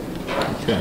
Ralph, did you include the Dennis Johnson condition, new septic system be installed in accordance with and so forth? Oh, was that, I will, yes, I will include a third condition that says a new septic system for the house shall be installed in accordance with engineer and design plans prepared by Thomas Stevens and Associates prior to issuance of a certificate of occupancy. Second. Is there anything that's related to the Gosher letter? No, we had no comment. Yeah, I think it's a no comment. Yeah. He doesn't usually have a comment. He likes to remain comment-free. Yes, best he can. Well, anything else? Ray? Well, I mean, it was presented with the variances, it's a conforming structure, so as of right, basically, I mean, we can argue about legal hardship, but that's not for us to decide. In any event, they do have all the variances in place to make it a conforming structure. So really, the only impact we are going to take a look at is the impact on the coastal resource. And in this case, it sounds like they've met all the requirements in terms of, even John Goucher didn't have anything negative to say about the application, and we've got the engineered septic system, which is probably an improvement from what's there today. He's also maintaining the view lanes, and they're also fixing the wall to hopefully prevent further erosion and siltation. The wall's probably a better thing than what they currently have, so. So I think, all in all, it's an improvement. Kevin, you look. No, we started discussion, wasn't a second. Well, no, Ray seconded it, I'm sorry. Yeah, I'm sorry, I seconded it. Frank, what do you think? Anything else? Yeah, it's everything. And like I said, there was already in 2007 an approval. They're doing a small reduction to that, so it makes sense. Yeah. For sure. It's a definite improvement. All right. They've already gone with that. Yep, I think they've done their homework and they presented a full package. Walter, last chance. We don't have the power for the one and only concern that I had was possibly that 2 feet of freeboard might be better than 1. Yeah, but he doesn't have any room to go up anymore. Yeah. All right, so all those in favor? Aye. Wonderful. Congratulations. Thank you. Good, so, is that the last one? Is there anything we... I think this is what's going on. Yep, just for drawing. Let's move down. Yes, sir. My place is down. So is that it? Yep. I think we got some special permits, and then some correspondence, and then some mandatory referrals. You do that. You do it just to start trouble. The guy's a troublemaker right here. He knows I don't want to spend town money. All right, so applications to receive special permits. Mark Minuet. Is this one of the... Who's Peter Minuet? Mark, I think, is the electrician. Right. 125 Pine Grove Road, map 86, lot 28, zone R5. Construction of a garage with storage and office above 27838A. Receive and set public hearing date of April 15th. Request to permit professional development. Can I get a motion to set the hearing date? Second. All those in favor? I'm off on that one. He didn't work for me, so I have to recuse myself in this one. Ray is recused, so it still carries. Can we waive, no, we'll deal with that later. Yep, we'll deal with that later.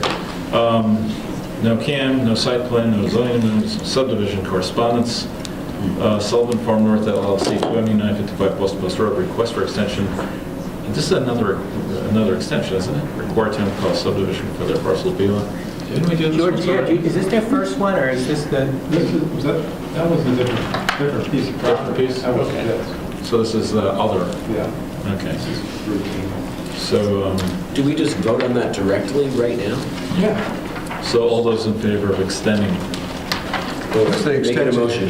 Make it a motion first. I move to extend. Second. All those in favor? Aye. All right. Other. Shelley's here. There we go. Okay. Discussion draft plan of conservation and development. Yeah, right. Well, Shelley never stops in. Shelley never stops in. This is so nice to see Shelley. The conservation department person. So, you guys want to tell us anything? Yeah, let me MJ? preface this conversation by the fact that you all received copies of this, electronic versions of it. I actually read it. And I would urge you to read it carefully. We're getting pretty close, I would say. I don't know what the consultants, where their fees are, but we're 95%, something like that. Of all the money spent? Of the money spent, and therefore of the completion of this part of the project. This is not, This is money plan of conservation development is an ongoing, activity. But we are trying to finish this document, and it's a very important item of business for you all.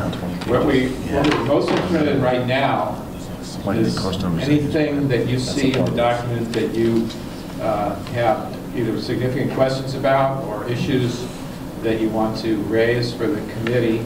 As you pointed out, Mr. Chairman, Shelley's here, MJ's here, Roger's here, our two consultants, Mike and Ally, are here from Malone and McBroom.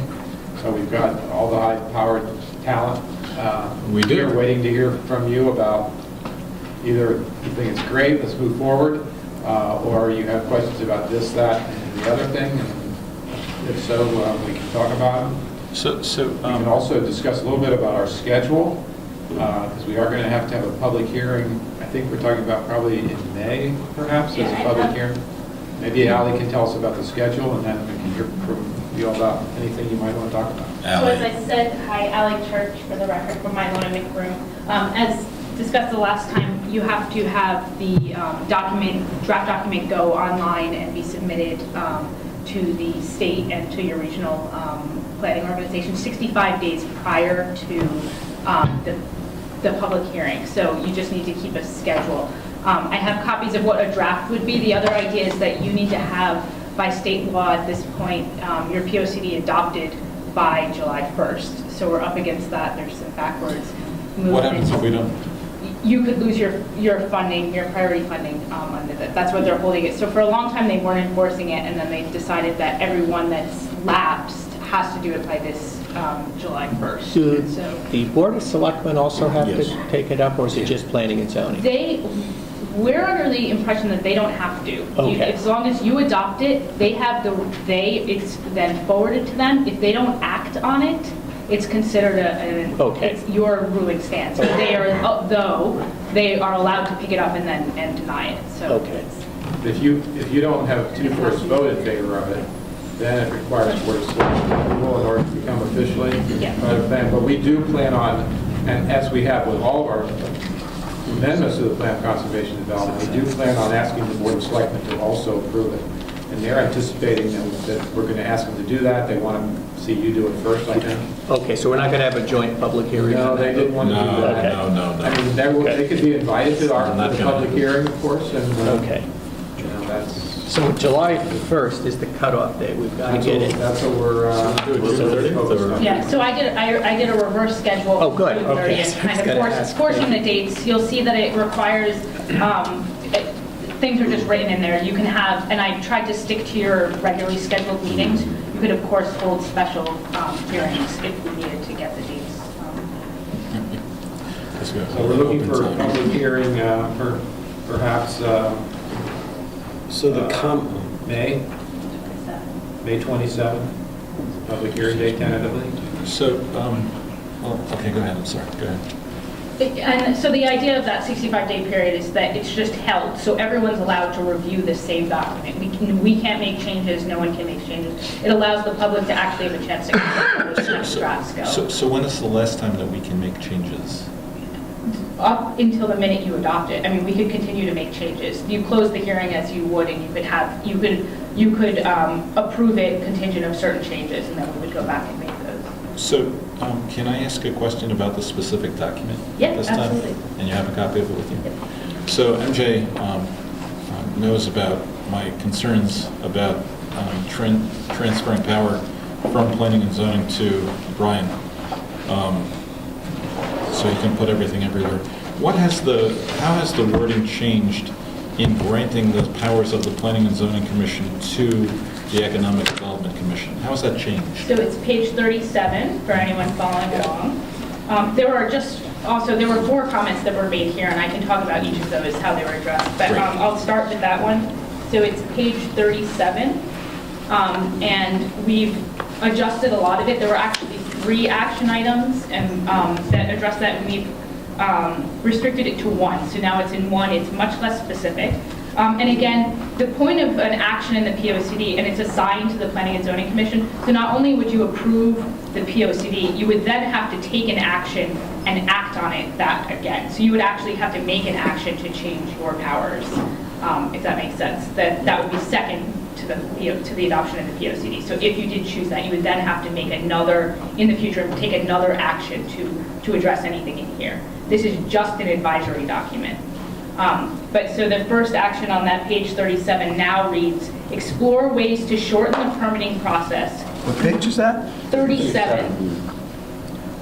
Is it? You have the hard copy that they handed out at our last Yes, meeting. and not the one that was updated. Then they. I got an e-form in front of me. Also, Huh? I got it on e-form in front of me. Yeah. Well, Tom. well, and I can give you that, so what's been added, what's been added is permits that unambiguously meet all required guidelines or conditions as determined by town staff. So again, the whole action now reads, explore ways to shorten the permitting process, including potentially reducing the need to go to the P&Z Commission and Inland Wetland Commission. So we've actually swished 3 actions into one.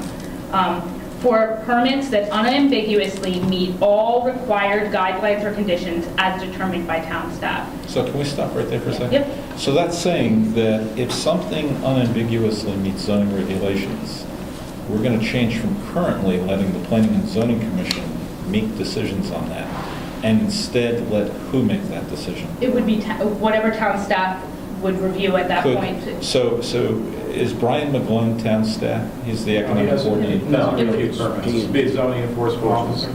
So is the state of Connecticut okay with the Guilford Planning and Zoning Commission transferring this authority? Well, for example, the zoning enforcement officer now reviews, 50 permits per week.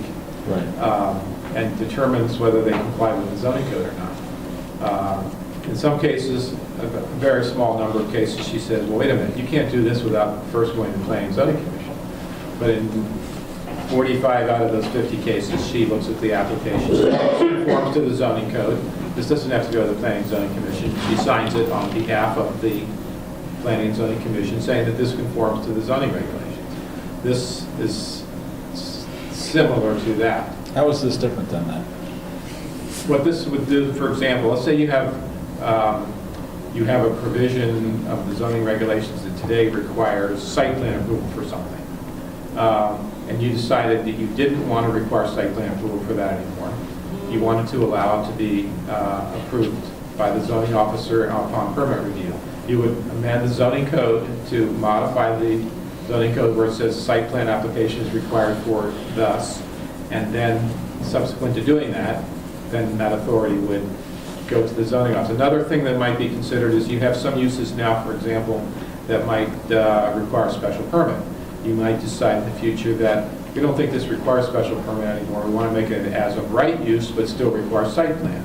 So you would then adopt a zoning amendment that changes that from special permit to a site plan application, for example. George, and this is something that would happen sort of organically, right? We would get a lot of, special permit applications for something, be like, we're just approving these all the time, and it looks as though there's no reason for us to have to do this. So maybe someone will want to then make an amendment to our bylaw or whatever our process is and say, okay, now we think that the planning and zoning office should be handling these sort of things. It's not like this plan is going to say, oh, today, anything having to do with a special permit is now going to be in front of, it just gives us the guidance to say, oh, here's... It allows you to do that if you want to. Right, you would have to And have it's that. also, doesn't have to be an all or nothing. So for example, in Madison, and some wetlands and CAM stuff, not all of it, but what they'll do is they'll allow town staff to make the decision, and then it will be published, and people will be notified. If somebody has a problem with it, then it has to go back to the Planning and Zoning Commission or the ZBA for a hearing. And So it's- So Ray, so that's an option. And that's something that would happen after we sort of decide. If we want to do that. we seem to have lost about an hour of our time tonight dealing with these nebulous notifications in the paper. I don't know that our system is broke right now, and I know that this document is just advisory, and we're not giving away the farm right now. However, every time we seem to go to the table, there's more suggestions about how we can give away our powers to staff, who has to actually answer to their boss. One of the big things about having a planning zoning commission is that the people who sit in town hall have no hand over any of us. They don't like you, they don't like me, they don't like Tom, they don't like anybody. Too bad. We can do what we want. But town staff, if they do something that's not in keeping with what other people that might be their bosses want, they might be intimidated or they might be encouraged to be a little more flexible than we would be, because we don't have to, we can vote with our hearts. We don't have to worry about where our paycheck is going to come from. It doesn't come from the town. So, I understand it's just advisory, but it seems to me that document doesn't need to have any advisory things saying about how we can give away our power. We already have that. We can at any time say, all right, you know what, if we want to put an oil refinery on the green, we'll make that something that town staff can approve, and we can vote that. We could say that. Yeah, but I So- don't think that's what's intended here. It's the run-of-the-mill stuff that comes in here all So the time. why is it there at all? Well, I can give, so the example that was brought to me when we brought it up was, there's a certain big box store that does not have enough outdoor storage for Christmas trees and wreaths. And they're required to get site plan review every year to put up temporary storage for Christmas trees and wreaths. And so something like that is costing them, obviously they're a big company and it's probably not really pitching their bottom line, but are there smaller, are there so it's situations funny- such as that? So you could say, even though it's required site plan review for this, this is a routine annual thing. So, that we okay, and that's great, but I'll come up with a rebuttal to that, please. We, as a group, told our friends over at Shoreline Plaza at Walmart to go ahead and put some potting soil and fertilizer out front. And, and then it's great, they should do that. And every time before a meeting, I always stop at Walmart and I bring candy in for everybody, because I like everybody here. And tonight I saw there were 3 forklifts stacked right there, parked on the sidewalk, forklifts with propane tanks on. And, the next time Walmart comes to here, I'm going to say, listen, what's the deal? I said yes to skids of fertilizer and some plants, maybe, and now you got forklifts. I was there a month ago, and they had stuff for sale out on the sidewalk. That's not part of the deal. And they nibble away. They take a little bite. They say, we got away with this time. Well, next time we're going to do this. I don't know that our staff has the time or concern to worry about it. I know I do. I take it real serious. I walk up to Big Y, and I actually pace off their 35 feet of outside storage area because it bothers me that they spread out all over the place and then we tell them to get back. Those people don't have the time or desire to do it. And every time I look at this document, there's a different way of saying, all right, well, we're going to give some of our enforcement powers away. And it's not about enforcement powers. I mean, great. If someone wants to put a tool shed up in their backyard, I'm sure our staff has the expertise to say yes to that or no to that. But what comes into it for me is that this is my town. I love this town, and I love the way it looks, and I take it very seriously. And so when I walked past Walmart tonight, I made a mental note in the back of my head that the next time they come to me, they're going to have a tough time getting approval. And by giving it to staff, that takes me out of the equation. I have a real problem with it, even watered down. And I know that you're watering it down to make us happy, but it bothers me. So, but I want to understand.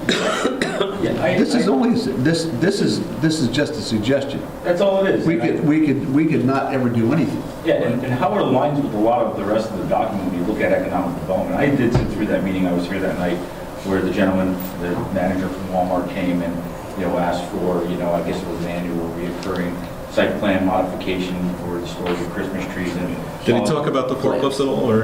He never mentioned the forklifts, but that's a temporary condition. That has nothing to really do. That's how they're operating. If they have the parked forklifts out, I'm sure there was a reason for it. Policing an individual business every day isn't getting into a business-friendly environment. And I think that's kind of what the intent is not only looking at transferring power, which that isn't the case at all, but it's looking at making it an easier process for the applicant themselves to come during normal business hours, be able to get this modification. They'll still have to do it annually, still have to go through the process. The same with residents in town who may not want, it's burdensome to come out of a 3-4 hour meeting for some simple approvals. And that's, to me, is the true intent of this. Realizing that it's not changing the power in either hand, but the zoning commission, planning commission is looking at the big picture. And the staff is there to act on the little details of it, to ensure that everything's right. They have expertise in all of these areas. So with that in mind, we're also looking at a plan of coastal resilience right now, and in it are the words eminent domain. And that document, we've been promised 1,000 times, doesn't increase the town's ability to take other people's property away, and yet those words in there really bother me. Those are going to get taken out. I know they're going to get Every taken out. single individual on this board has spoken against that at this point. Right, and the reason is Those are because those words are poisonous. They're toxic. I don't think those words are in this document. I know. But the point is that I find every time we talk about a way that we can give away our power and put it on staff that has to answer Well, to town hall. I think if we went through this document and looked for recommendations that increase the power of the Planning and Zoning Commission versus those that decrease, we would find numerous examples of places where we're recommending that the Planning and Zoning Commission be given more power and greater power. I don't think this issue really revolves around whether it takes away or gives you more. This is designed to do a couple of things, as Mike and Ally both said. One is to reduce the need for attending a Planning and Zoning Commission meeting when the decision-making, the permitting could be more expeditious, to promote economic development, number one, or to relieve the regulatory burden on homeowners and other mom-and-pop applicants for permits where it's not really warranted or justified the need to go before a Planning and Zoning Commission meeting. And that decision is up to you to decide whether it is or is not. One example that's been talked about frequently are accessory apartment applications. Tonight we had an accessory apartment application where there was no exterior change to the building.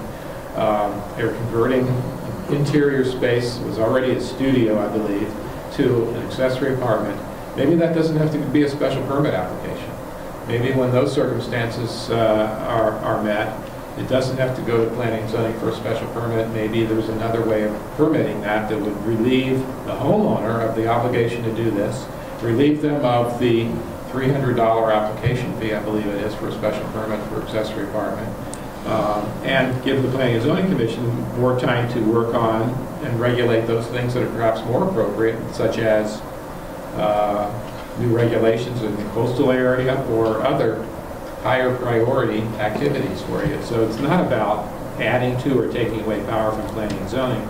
It's about making the permitting process more effective in accomplishing the overall goals of the town. So George, can I stop you for a second, please? So you're saying that in case of this as a $300 fee, and you're going to take that away, you just said? You're going to reduce the fees? That would be something that the commission would have to decide if you wanted to do that. It's just an example of the type of thing that this is really addressing. It's not, Well, can I ask you at this time if maybe some of the intentions we haven't heard about is to reduce fees in certain cases? cases that I think our fees are too low in some areas. I think they're too high in others, I think the intent of this is to, as George mentioned, is to really just start the dialogue and then being able to take this idea in action to make it best fit where it would be most appropriate. Pick out those unique circumstances, start there and be able to work on it. It's not going to be instantaneous. There's going to be a lot of discussion on it in order to ensure that we have not too much, not too little, just the right amount to begin streamlining the process. It's very common for a lot of communities to get to this step now where they're having the staff do some of these reviews to help expedite and remove the burden from the residents, be able to become more business friendly. And that ties So into... about 25 years ago, New Haven did that, and now New Haven looks wonderful. They took away some of the control from the local boards and gave it to staff. I don't know that I want Guilford to look like New Haven, if that would be an outcome of this. Yeah, I don't know if that is Well, remember, with all due respect. anything you want to, any change you want to make, you're going to have an amendment to the zoning code. It's going to have to go out for a public hearing. You're going to have to get a majority of people on this commission to say yes. Otherwise, it's not going to happen. Timeline for a second here. So Go ahead. are you suggesting, so the 65 days out is tomorrow, right? Well, So- for my just threw it on a map special hearing. Yeah, no, what I'm saying is that 65 days that we have until the July 1 deadline? No, it's to the May, so Okay. I've scheduled a just literally put a Bradley Wednesday, special hearing on May 27th. Okay. 65 days prior to that would be tomorrow. And so my schedule works off of that. Just, it's an assumption schedule. It would not be before the 27th, but we also have a window there with a little buffer in it to get this adopted. by. Again, because I stuck to your regularly scheduled meeting. No, I just was seeing if maybe today's last day. So I think we should discuss it. I think it, I'm not sure if the state statutes allow for this, but I think that the state is accepting extension requests that are in good faith. Yes, they're accepting requests that are in good faith. And I don't, And I think that it might be in order for us to request a 60-day extension right here tonight, right now, because I don't think that we exactly care whether or not this is done on July. I don't think that the Board of Selectmen or we care whether or not it's done on July 1 or whether or not it's done on, say, August 30. I think that's probably a consensus. Yeah, no, we'll make it, and I think it might be appropriate for us to do that just right here, right now, because we're a little tight. This is just, I think this is a little tight for us. You fell into that time slot where the state had a moratorium on getting the new POCDs adopted. Yeah. So as it stands now, that is the deadline. You would have to draft a letter to the OPM requesting an extension and stating your case, and then they would have to make a ruling on that, But we whether or can- not they would grant that Wait. extension. Could I ask you to jump in here? Yeah, please. Because we're also doing coastal resilience at the same time. We're going to get tagged. We're going to, even if So we which do one it is- perfectly. I think we should be asking for an extension right now. I think so too, because there's no reason. Well, what's the purpose of the extension? If It would- we've only heard one substantive comment on this Right. document. Our About excuse the, slash reason would be because we're still questioning, shall we say, the coastal resilience Well, plan. that's a whole separate. That can be document. amended after It eats up our time. But which document is more critical? Well, the two of them stand alone in that. They're totally separate. Yeah, but we still have to get them both done. But once, if you were to adopt this POCD and it became effective, what would then happen is once the coastal resiliency plan, whenever that eventually got adopted, you would then take it and amend the POCD to include the appropriate recommendations from that coastal resiliency. So I heard you say that this has a deadline. This has a statutory deadline. The coastal resilience Does plan not does not have a have a statutory deadline. deadline. So that's Okay. why, that should not cover the outcome of the important thing is, POCD. to me, the important thing, and I think to all the people working on this, is that, does this say what we want, with the exception of this issue of economic development perhaps taking precedence or taking power away from the Planning and Zoning Commission? Are there any other areas within this document, any of the other recommendations that you feel should be amended or changed? If not, there's no reason to delay the moving it forward.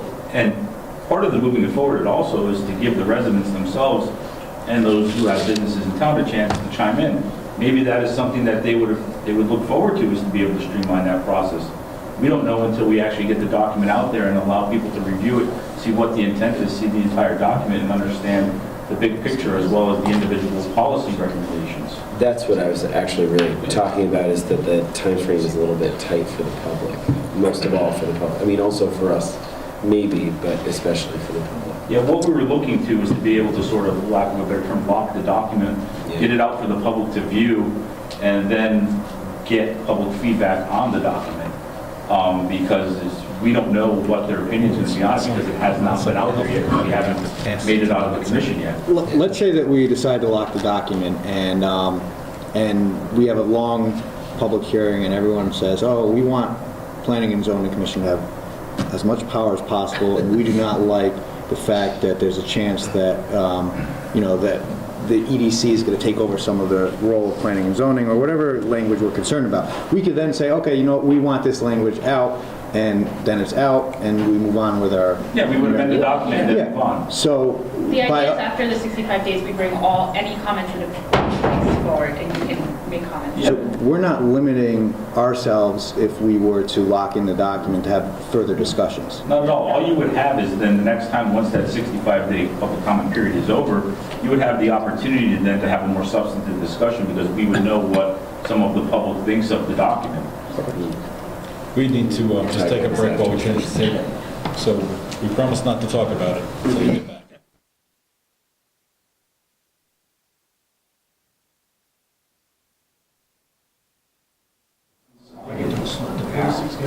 All right, we're back, and we are going to rejoin our guests, and they're going to tell us more about the plan of conservation and development timing. And let me quickly go back. So you had 4 comments at the last meeting. Let me just address the other 3, so in case someone else had it. There was a comment to strengthen language on how to grow the tax base. We've added language on page 32 and 43 specifically, some suggestions in that.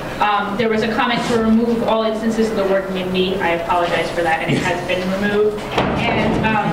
And there was a comment in the economic development section, add language about what types of development are beneficial, how to grow the grand list. Again, we've added that throughout the section. We've worked on that, and in the housing section too, because we thought some of it belonged in there. So, okay, so are we back to schedule?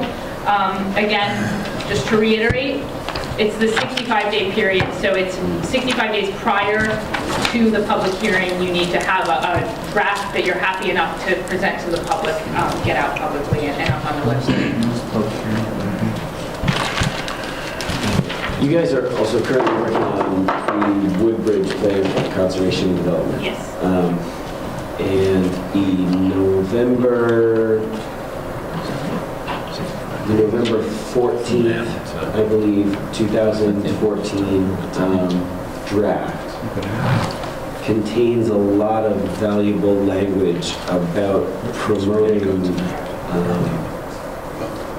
promoting economic development in a town similar to Woodbridge. Particularly pages 35 through 48. I just wrote it down while we're talking about it. They talk about the small business aspect and so on and so forth. And the language in that, I think that it's heavily applicable to Guilford, and also in the Guilford version, I think it's not exactly the same. Okay. I think it's stronger in the Woodbridge draft than it is in the Guilford draft right now. Walter, I doubt it would be very... I don't mean to interrupt. Yeah. When you say stronger, what do you mean? You mean stronger in the sense of discusses developing Woodbridge?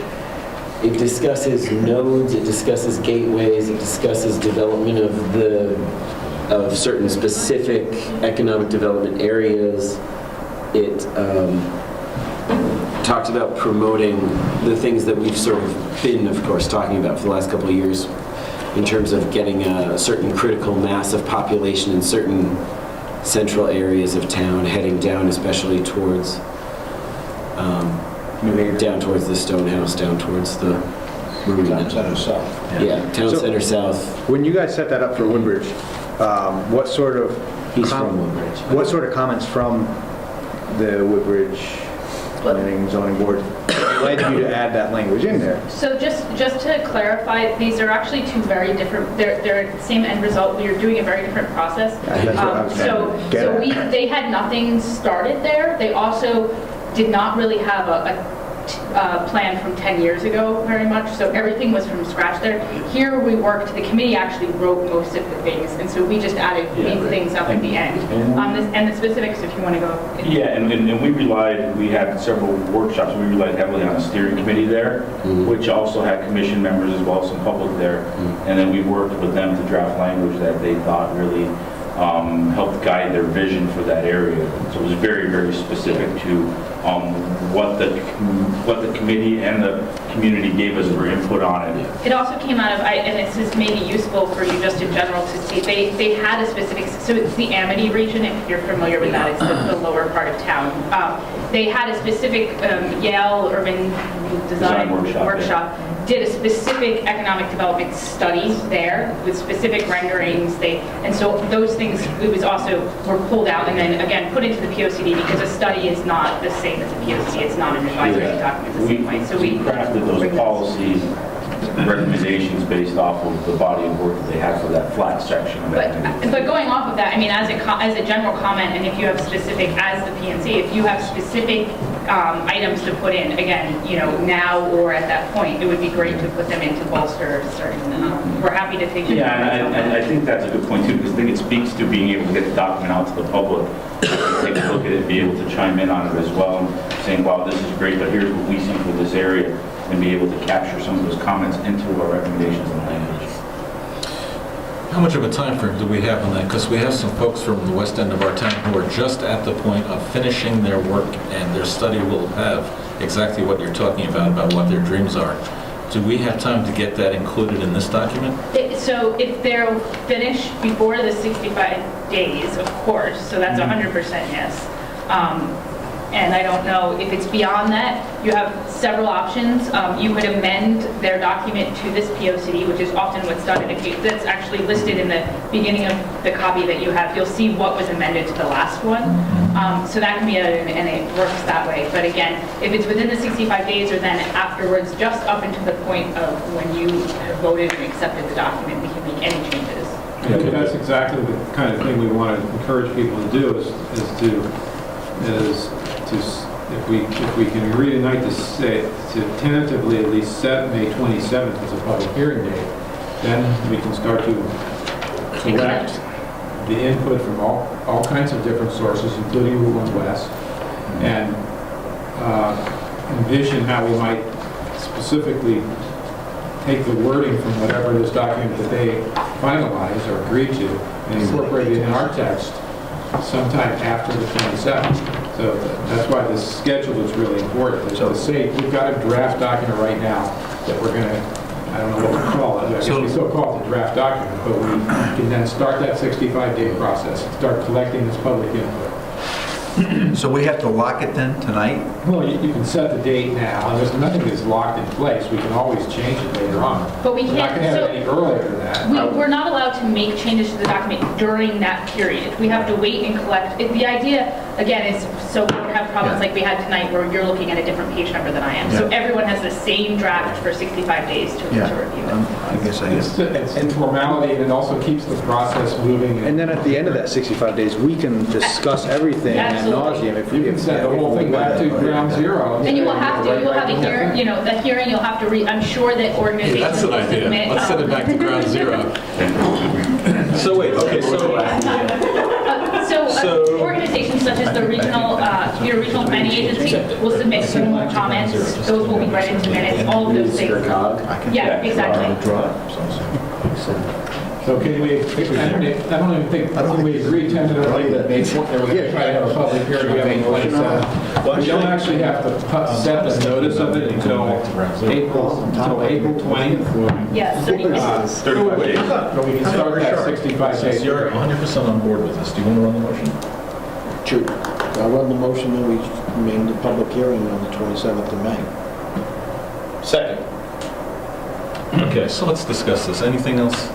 And again, this is just throwing a dart in the dark, and All this does is say that, Let's do we have a more or do you draft want to go document. back to ground zero and just start over again? Yes, no. It's up to them.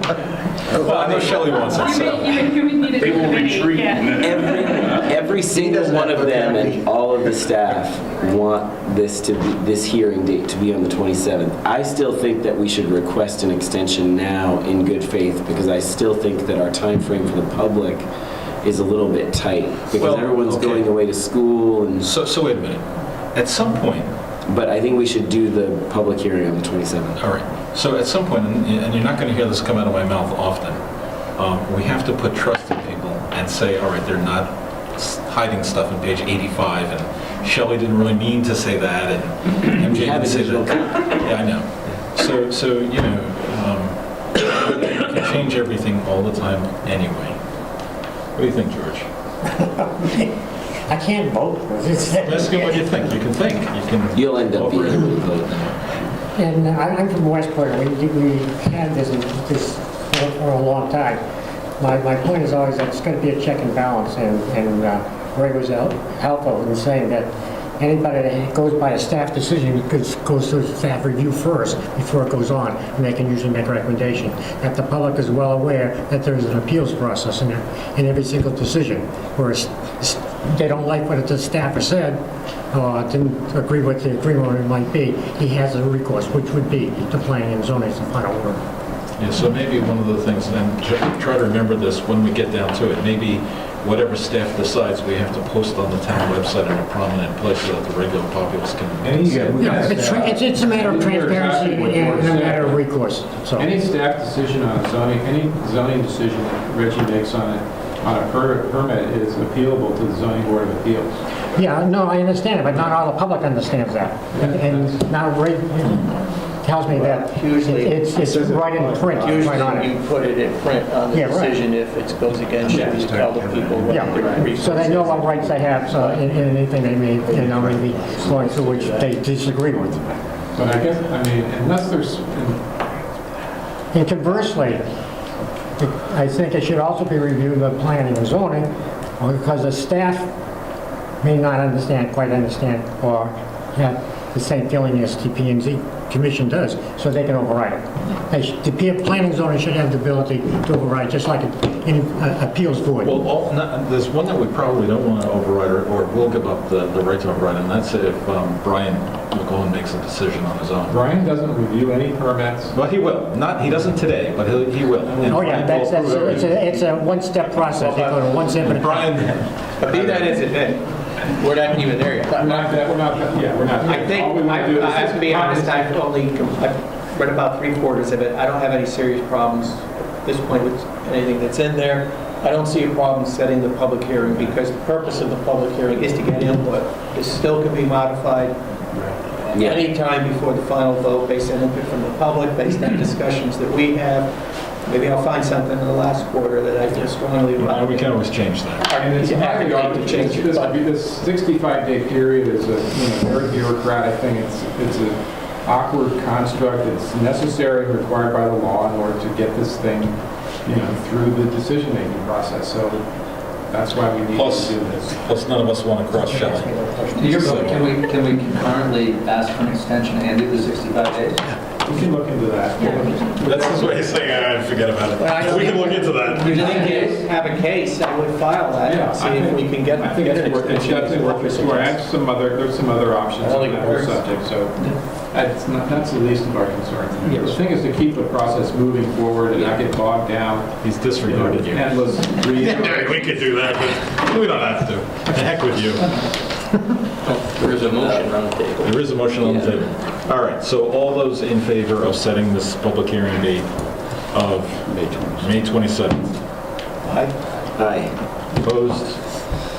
Shelley? We're all set. MJ, you guys are good. Before you go, the only other thing was that we talked in the past about townwide wireless supporting a lot of the types of big business ventures that have developed in this town, especially since the 1990s, and especially the higher end, higher paying jobs and the smaller boutique kind of businesses that end up producing very, very significant revenue.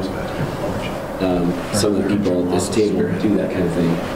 And so it would be worthwhile, I think, to have a little bit more language in there supporting that goal and supporting especially the infrastructure that allows people to have that kind of flexible work schedule, because we have a lot of really upper-end, highly paid professionals, and we already clearly have the ability to attract those people and to attract them to live and work simultaneously in our town.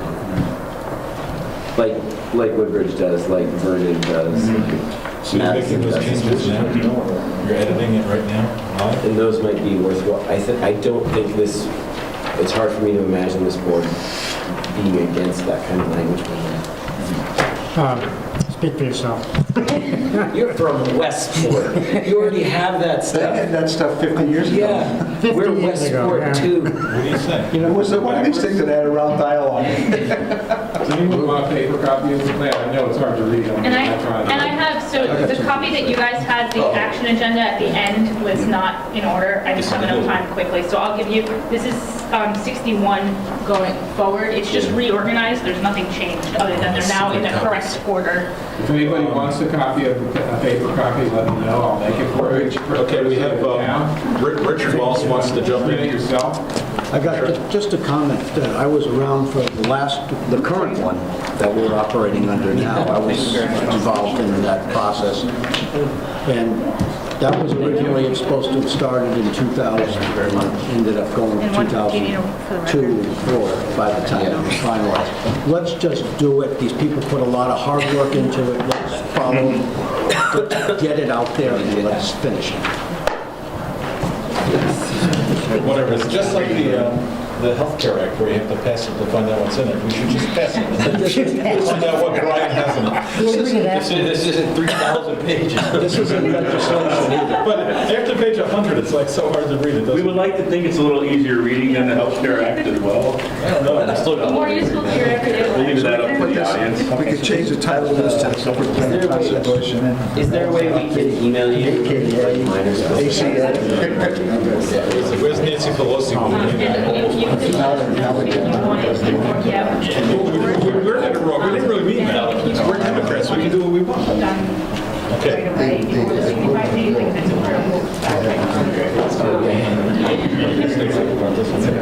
Oh, no, we didn't mean that. Mandatory referrals. You got mandatory referral. Mandatory referral, improvements to various town facilities, what do we know? Do we know anything? Yeah, do you have,